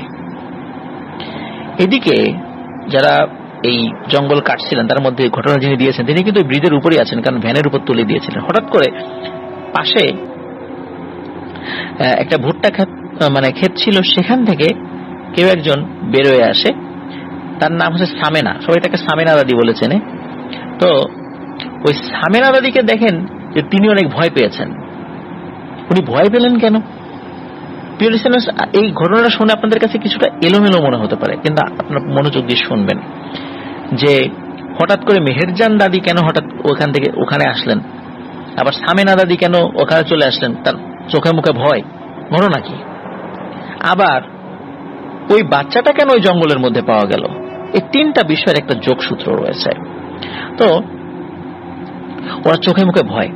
তো ওনাকে যখন জিজ্ঞেস করা হলো তখন ওই সামেনা দাদি বললেন যে এই জুম্মার নামাজের কিছু সময় আগে উনি গরুর খাবারের জন্য ভুট্টা পাতা নিতে এসেছিলেন। তো উনি পাতা সংগ্রহ করছিলেন, এমন সময় মিঠু, মিঠু হচ্ছে ওই ছেলেটার নাম যে একটু আগে মারা গেল, ছোট ছেলে। তো সে একটা আম গাছে ওঠার চেষ্টা করছে। তখন উনি বলেন যে বাবা তুই তো উঠতে পারবি না রে, এই জুম্মার নামাজের সময় হয়ে যাচ্ছে, যা নামাজ পড়তে যা। তখন মিঠু ওনাকে বলে যে দাদি আমি ওই ঘুঘু পাখিটাকে ধরে তারপর নামাজে যাব। তো উনিও ভাবলেন যে কি ব্যাপার, ও ঘুঘু পাখি ধরবে, আর এটা এমন একটা গাছ যে কোনো মানুষই এই গাছে উঠতে পারে, ছোট হোক বড় হোক, ডালপালা আছে, লাফিয়ে লাফিয়ে উঠে যেতে পারে। তো মনে হয় ঘুঘু পাখির কোনো বাচ্চা দেখেছে, ওখানে কোনো বাসা আছে, এই জন্য ঘুঘু পাখিটা ধরার জন্য সে চেষ্টা করছে। তো ঠিক আছে, ছোট মানুষ, ওর মতো কাজ করুক, আমি আমার কাজ করি। এই জন্য ওর দিকে লক্ষ্য না করে উনি ওনার কাজে মন দেন। কিছু সময় পরে হঠাৎ করে তিনি শুনতে পান যে ওই মিঠু চিৎকার করে বলছে, এই পাখি, এই পাখি, আমার ছাড়, আমার ছাড়। পাখি তাকে ছাড়বে মানে এটা কেমন কথা? ওনার কাছে খুব অবাক লাগে। উনি এই কথা শুনে ওই গাছের দিকে এগিয়ে আসেন। উনি তাকিয়ে দেখেন বিশাল বড় একটা ঘুঘু পাখি, তার মাথা ঘুঘু পাখির মতো কিছুটা, কিন্তু চেহারাটা মানুষ এবং বিড়ালের মুখ মিলে যেমনটা হয় অনেকটা তেমন। আর তার চোখগুলো এত বড়, মনে হচ্ছে চোখ দিয়ে আগুন বের হচ্ছে। আর ওই ঘুঘু পাখিটি ওই মিঠুকে কামড়ে ধরে আছে। মিঠু ছটফট করছে। আর এমন অবস্থায় সামিনা দাদি ওখানে চলে যাওয়ার কারণে ওই পাখিটি মাথা ঘুরিয়ে তার দিকে তাকায়। ভয়ানক দৃষ্টি দেখে উনি ওখানেই সেন্সলেস হয়ে পড়ে যান। তারপরে ওনারা কিছু মনে নাই। এরপর সবাই যখন চিৎকার চেঁচামেচি করছে তখন তার সেন্স ফেরে, আর তখনই উনি ভুট্টা ক্ষেত থেকে বের হয়ে আসেন। উনি জানেনই না এখানে এত ঘটনা ঘটে গেছে। তো যাই হোক, ছেলেটা মারা গেল। এশার নামাজ শেষে জানাজা করে তাকে দাফন করা হলো। তো ঘটনা কিন্তু এখানেই শেষ নয়, কারণ এতক্ষণ পর্যন্ত যেগুলো বললাম এগুলোর কিন্তু কোনো যোগ সূত্র পাওয়া যাচ্ছে না। এখন চলুন চলে যাই আকবর ভাইয়ের পরিবারের কাছে, যার সন্তান মারা গেছে। আকবর ভাইয়েরা 2 ভাই 4 বোন। 2 ভাইয়ের পরিবারে ওই একটা মাত্রই ছেলে। লিসেনার্স, একবার ভাবুন কতটা আদরের ছেলে ছিল সেই মিঠু। চারদিকে মৃত্যু শোকে সবাই একরকম পাগল প্রায়, এমন একটা অবস্থা। ওনাদের গ্রাম বা পাশের গ্রামে শোকের ছায়া। কেন এমনটা হলো? কেনই বা ওই বাগানের মধ্যে এত সুন্দর করে জঙ্গলি গাছ এবং বেত দিয়ে এত সুন্দর একটা পরিবেশ সৃষ্টি করা হয়েছে? কে করেছে সেটা? কেনই বা তাকে সেখানে পাওয়া গেল? ও কিভাবে সেখানে গেল? কেনই বা এই সামিনা দাদি ভয়ানক একটা জিনিস দেখেছে? আর মেহেরজান কেন হঠাৎ করে এগিয়ে এসেছে? তো যাই হোক, সবাই নিজেদের মতো করে ব্যাখ্যা করছে, চিন্তা করছে, কিন্তু কেউ কুলকিনারা করতে পারছেন না। তখন এই মেহেরজান, যিনি এই মেহেরজান চাচি, উনি কিছু তথ্য জানান। সেটি হলো যে জুম্মার নামাজ শুরু হবে হবে ভাব এমন একটা সময় ওই মেহেরজান চাচির কাছে একটা জিন আসে। ওই জিনটি হচ্ছে ছোট যে জঙ্গল, ওই জঙ্গলে যে জিনগুলো বসবাস করে তাদের সর্দার। ওই জিনটি নাকি এসে ওই মেহেরজান দাদিকে, চাচিকে বলেছিল যে আকবরের ছেলে ওই জঙ্গলটার মধ্যে আছে, অমুক জায়গায় আছে, তুমি তাড়াতাড়ি যাও, মানুষদেরকে খবর দাও, ওকে বাঁচাও। ওই সময় ওই জিন কুষ্টিয়ার একটি মসজিদে নামাজ পড়ছিল, বা নামাজ শুরু হবে এমন এমন ভাব, জুম্মার নামাজ। তখন তারই এক অনুগত বার্তাবাহক জিন, সে দ্রুত তার কাছে গিয়ে খবর দেয় এই ঘটনা। কিন্তু ওই জিন, তার পক্ষে কোনোভাবেই ওই আকবরের ছেলে মিঠুকে সেখান থেকে উদ্ধার করা সম্ভব ছিল না। কারণ হচ্ছে ওই আকবরের ছেলে মিঠুকে যে জিনগুলো সেখানে নিয়ে গেছে বা তাকে আক্রমণ করেছে, তারা অত্যন্ত শক্তিশালী এবং জাদুবিদ্যায় পারদর্শী এক সম্প্রদায়, যাদের কাছে নেককার জিনরা অনেকটা অসহায় বলতে হবে। কিন্তু কোন মানুষ যদি ওই আকবরের ছেলেকে উদ্ধার করার জন্য যায়, তারা পারবে, কিন্তু কোন জিনের পক্ষে সেখানে যাওয়া সম্ভব নয়, গেলে ক্ষতি হবে। এই কারণে ওই জিনটি জুম্মার নামাজ না পড়ে দ্রুত তার বার্তাবাহু জিনের সাথে চলে আসে এবং এসে ওই মেহেরজান চাচিকে বলে যে তুমি তাড়াতাড়ি যাও, ওই ছেলেটাকে উদ্ধার করো, আকবরের ছেলে ঠিক ওই জায়গায় আছে। তখন মেহেরজান চাচি কিছুটা সময় দেরি করেছিলেন, কারণ উনি ভয় পেয়েছিলেন যে ওই জায়গায় তো আরো জিনটিন আছে, ওনার বয়স হয়ে গেছে অনেক, উনি যদি এখন মানুষদেরকে খবর দেন ওই জিনগুলো যদি তার কোনো ক্ষতি করে, তো উনি কিছুটা সময় ভেবেছিলেন। আর ভাবাভাবির পর উনি হয়তো অল্প কিছু সময় নিয়েছিলেন, 15-20 মিনিট। তারপরে উনি কিছু মানুষদেরকে খবর দেন যে আকবরের ছেলে ওইখানে আসে রে, তোমরা তাড়াতাড়ি যাও, ওইখান থেকে উদ্ধার করো। তারপরে মানুষজন তার কথা বিশ্বাস করে সেখানে যায় এবং গিয়ে তাকে উদ্ধার করে। ওই যে ভালো যে জিনটি, সেই জিনটি ওই মেহেরজান চাচির উপর আবার আসে এবং এসে তাকে খুব নির্যাতন করে। এই কারণে নির্যাতন করে যে তুমি যদি আরো 15-20 মিনিট আগে আমি যখন তথ্য দিয়েছি, তুমি কেন তখন মানুষদেরকে খবর দিলে না? তাহলে তো ছেলেটা বেঁচে যেতে পারত। তুমি কেন দেরি করলা? আমি জুম্মার নামাজ ফেলে মানুষকে বাঁচার জন্য আগে আসলাম, আর তুমি মানুষ হয়ে মানুষের বাঁচানোর জন্য আগাতে পারলা না, দেরি কেন করলা? এটা তো ঠিক হয় নাই। তো এই অপরাধে মেহেরজান চাচিকে ওই জিন ব্যাপক নির্যাতন করে এবং উনি তো বয়স হয়ে গেছিল অনেক, ওনাকে নাকি শূন্যের উপর উঠাই নিয়ে আসানো মেরেছিল, যার ফলে উনি অচেতন অবস্থায় পড়েছিলেন। এদিকে ওনার বাড়িতে কেউ ছিল, ওনার একমাত্র নাতি, সেও দেশের বাইরে থাকে।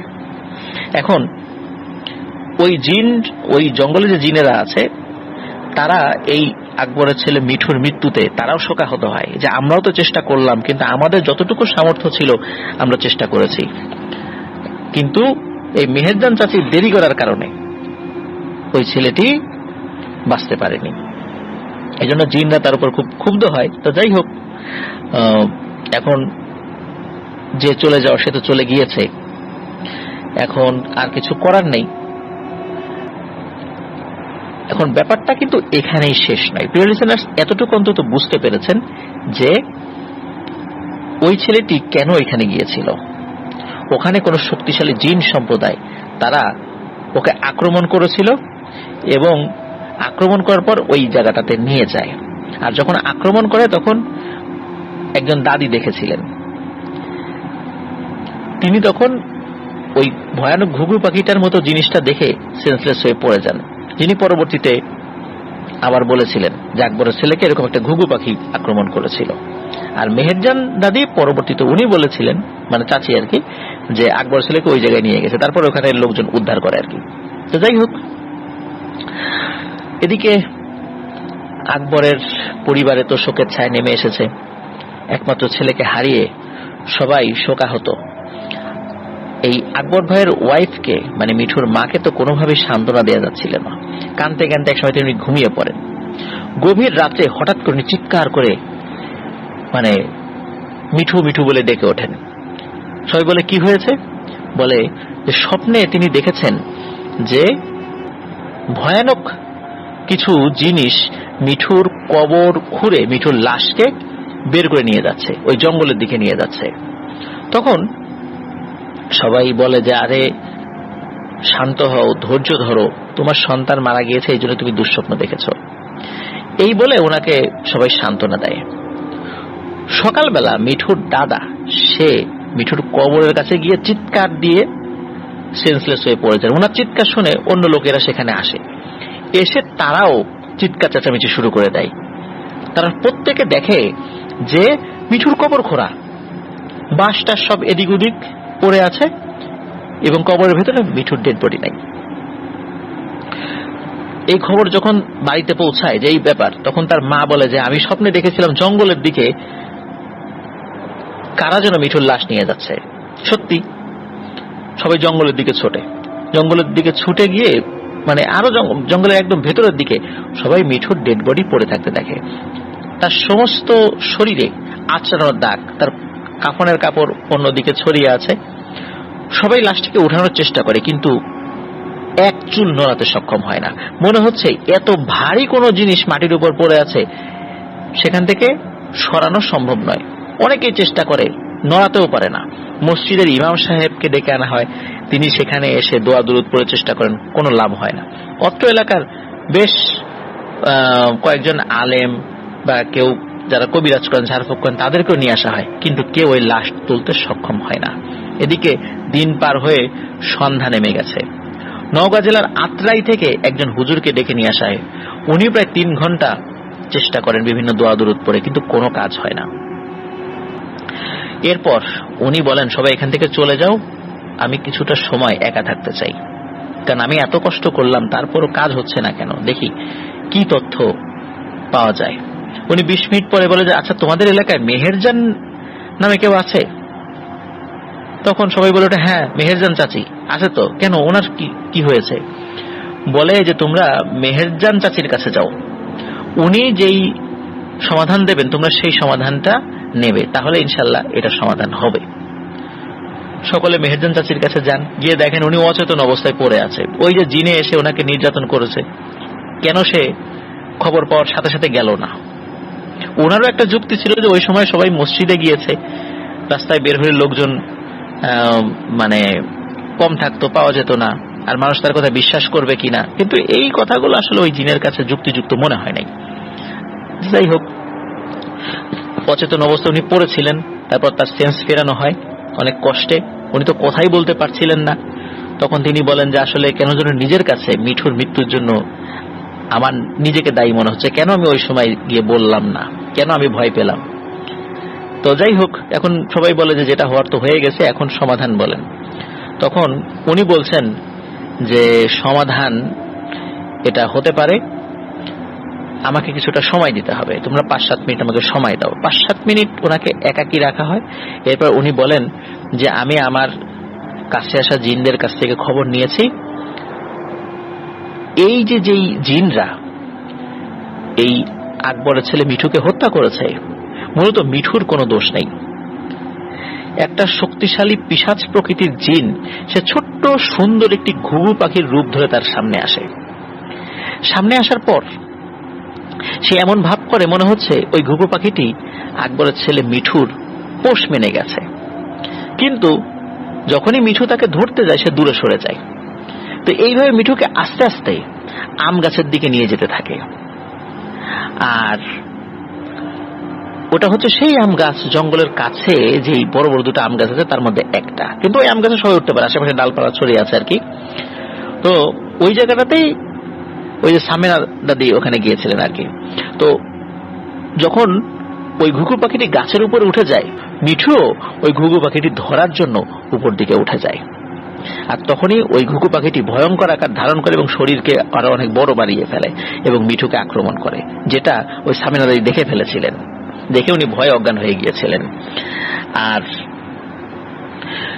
মিঠুকে মূলত হত্যা করা হয়েছে তার বাবার লোভের কারণে। সবাই তো অবাক হয়, তার বাবার লোভ মানে এটা কেমন কথা? তখন বলে যে তিনি জিনের মাধ্যমে জানতে পেরেছেন তার বাবা তার জমি চাষ করতে গিয়ে কিছু একটা পেয়েছিলেন, সেটা আসলে কি এটা উনি নিজেও ভালো করে বুঝতে পারেননি। কিন্তু সে পাওয়ার পর তিনি স্বপ্নে দেখেছিলেন কেউ একজন এসে বলছে যে একটি খাসি জবাই করে একটা নির্দিষ্ট জায়গায় মানে রান্না করে সিন্নি দিয়ে দিতে। কিন্তু আকবর এটা করেনি, আর এই কারণে সেই ভুলের মাসুল দিতে হয়েছে এই নিষ্পাপ বাচ্চাকে। তো যাই হোক, আমরা এই ঘটনা শুরুর দিকে যেমন এলোমেলো মনে হয়েছিল, এখানে কিন্তু বিষয়টা পরিষ্কার হয়ে গেল যে এই মিঠুর বাবা বা তার পরিবার চাষ করতে গিয়ে একটা জিনিস পেয়েছিল। কি জিনিস পেয়েছিল সেটা ওইভাবে কোনো মূল্যবান জিনিস না হলেও স্বপ্নে তারা দেখেছিলেন, বিশেষ করে মিঠুর বাবা, যে একটি খাসি জবাই করে একটা নির্দিষ্ট জায়গায় সিন্নি দিয়ে দিতে। কিন্তু তিনি সেটা করেননি, আর না করার কারণেই মূলত এই ঘুঘু পাখির রূপ ধরে মিঠুকে ভুলিয়ে ভালিয়ে তাকে ক্ষতি করা হয়। তো এটি ছিল ঘটনা।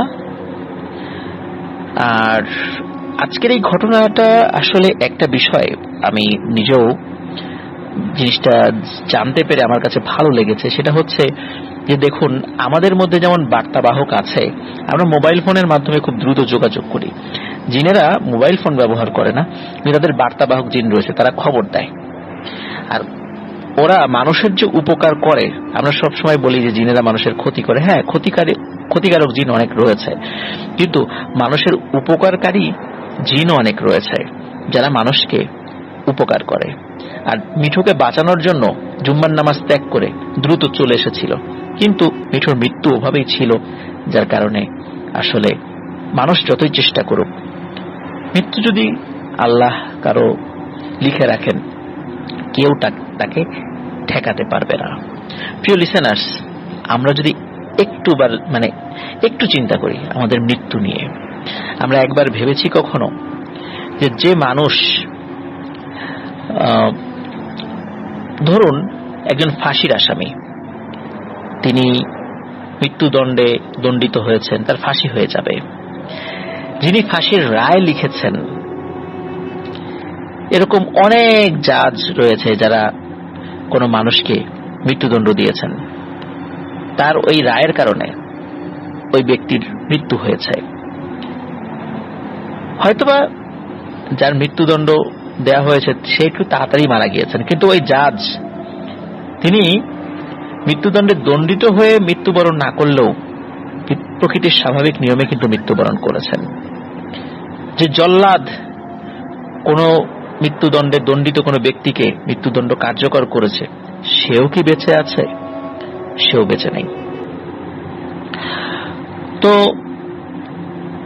যারা দীর্ঘদিন বেঁচে থাকার ইচ্ছায় বিভিন্ন ধরনের মেডিসিন তৈরি করেছেন, তারাও কি বেঁচে আছেন? তারাও বেঁচে নাই। ওষুধ খেয়েও কেউ বাঁচতে পারে না, তাই না? আবার ওষুধ তৈরি করেও কেউ বাঁচতে পারে না। মৃত্যু একটা সময় না একটা সময় আমাদের সকলের সামনে এসে হাজির হবে, কেউ ঠেকাতে পারবে না, না কোনো মানুষ, না কোনো জিন, না কোনো ফেরেশতা। আল্লাহ তাআলা যখন ইচ্ছা করবেন তখন মালাকুল মাউত আমাদের সামনে হাজির হবেন। এই ঘটনায় আমরা দেখতে পাই যে জিনেরা চেষ্টা করেছে, মানুষ চেষ্টা করেছে, তাদের যতটুকু সামর্থ্য ছিল চেষ্টা করেছে, কিন্তু বাঁচতে পারেনি। এই ঘটনাগুলো আমাদেরকে অনেক কিছু শিক্ষা দিয়ে যায়, যে প্রতিনিয়ত আমরা অনেক কাজে ব্যস্ত রয়েছি, যখনই মালাকুল মউত এসে হাজির হবে তখন সকল ব্যস্ততা মুহূর্তের মধ্যে ছেড়ে দিয়ে আমাদেরকে চলে যেতে হবে। আজকে আমরা যারা চিন্তা করছি আমাকে ছাড়া অমুক জিনিস চলছে না, তমুক জিনিস চলছে না, কিন্তু এটাই তো সত্য যে যখন আমি মারা যাব, আমার সবচেয়ে কাছের লোকজনই আমার লাশকে কবর দেওয়ার জন্য তাড়াহুড়া শুরু করে দেবে, তাই না? বলবে যে মৃত মানুষ বেশিক্ষণ জমিনের উপরে রাখতে নেই, আত্মা নাকি কষ্ট পায়। আমাকে খুব দ্রুত কবরে নামানোর জন্য সবাই উঠে পড়ে লেগে যাবে। তো কিছুক্ষণ আগেও তো আমাকে ছাড়া অনেকেরই চলছিল না, অনেক কাজ আমাকে ছাড়া হচ্ছিল না, কিন্তু সবই তো ঠিক হয়ে যাবে একটা সময়। একটা সময় আমাদের প্রত্যেককেই সবাই ভুলে যাবে।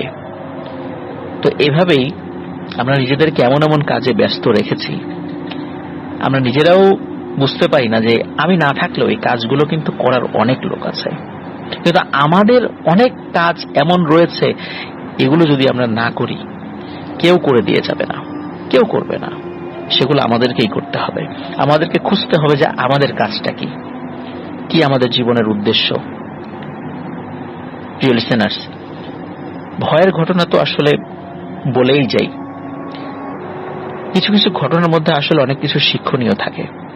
সেই শিক্ষণীয় বিষয়গুলো যদি আমি এড়িয়ে যাই, তাহলে পরকালে আল্লাহর কাছে জবাবদিহি করতে হবে যে নিছক বিনোদনের জন্য এই জিনিসগুলো আমি আপনাদের সামনে উপস্থাপন করেছি।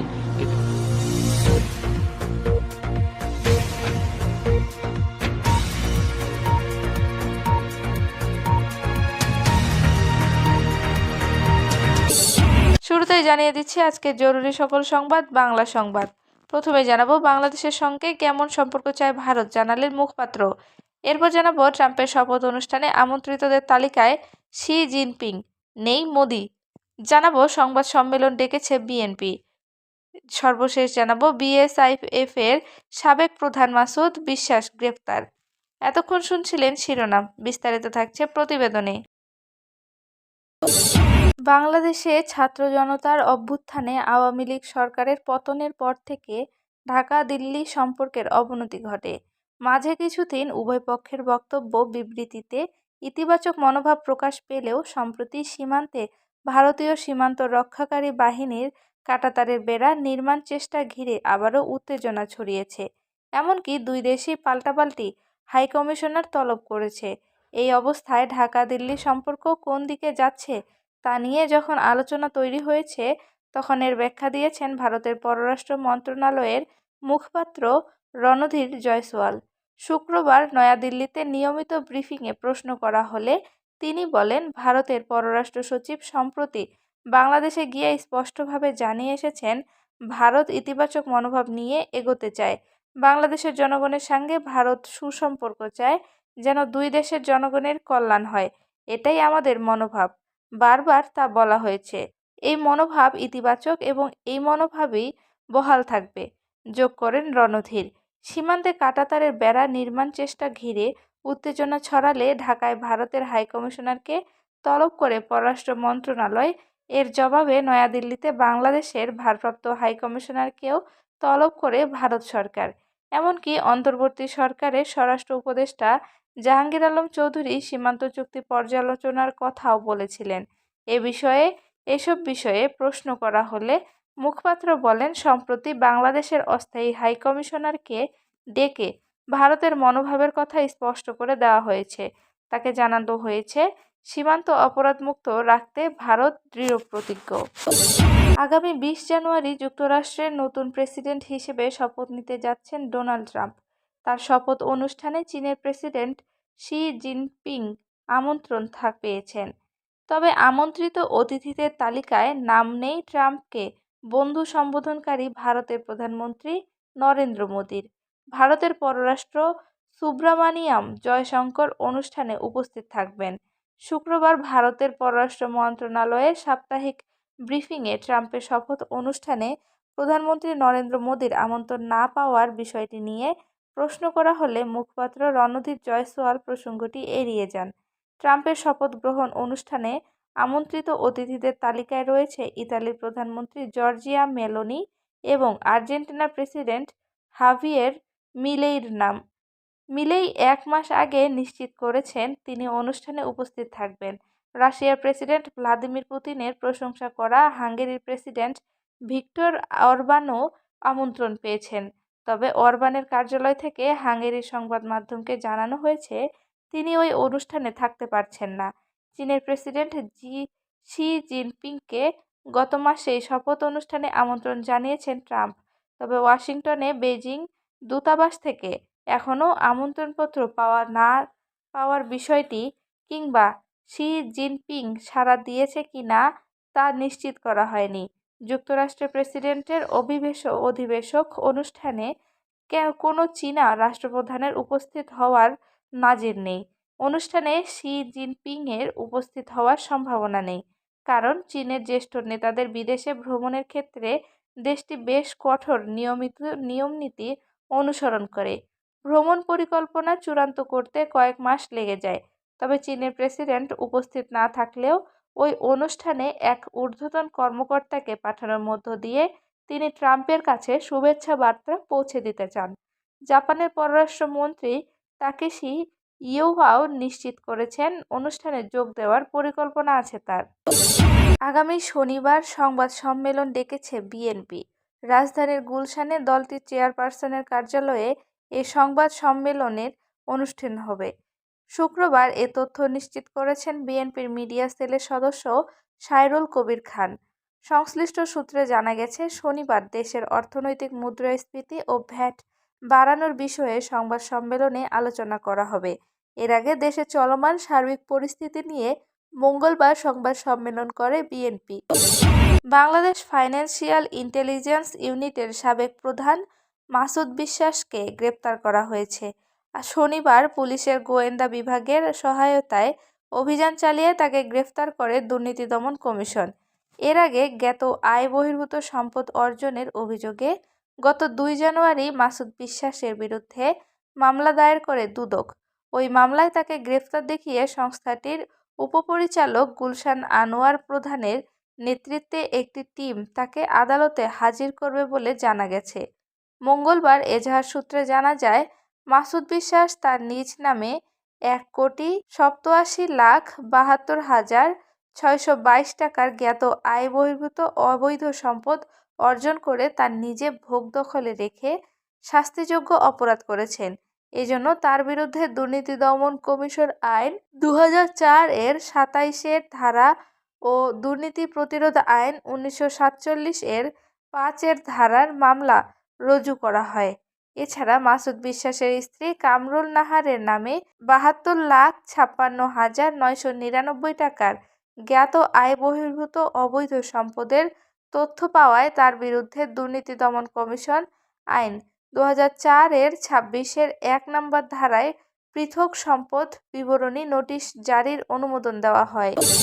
বৈষম্য বিরোধী আন্দোলনে ছাত্র জনতার উপর হামলা ও হত্যার মামলায় কুমিল্লার মুরাদনগর উপজেলার বাঙ্গারা পূর্ব ইউনিয়ন পরিষদের চেয়ারম্যান শেখ জাকির হোসেনকে গ্রেপ্তার করেছে পুলিশ।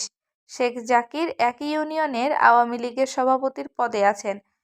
শুক্রবার দিবাগত মধ্যরাতে উপজেলার বঙ্গরা বাজার থেকে জাকির হোসেনকে গ্রেফতার করা হয়।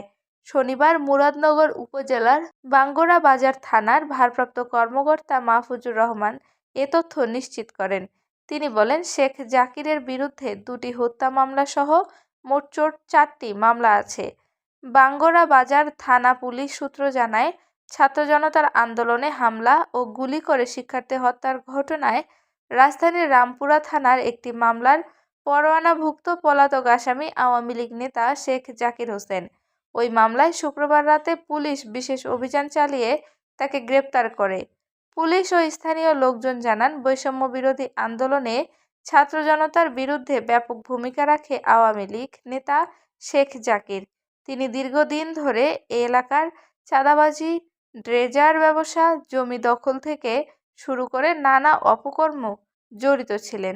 2022 সালে দলীয় ক্ষমতার প্রভাবে ইউপি চেয়ারম্যান নির্বাচিত হন তিনি। বিভিন্ন ব্যবসায়ীদের দোকানে প্রকাশ্যে তালা দিয়ে চাঁদা আদায় করতেন। তার ভয়ে অনেকেই মুখ খুলতেন না।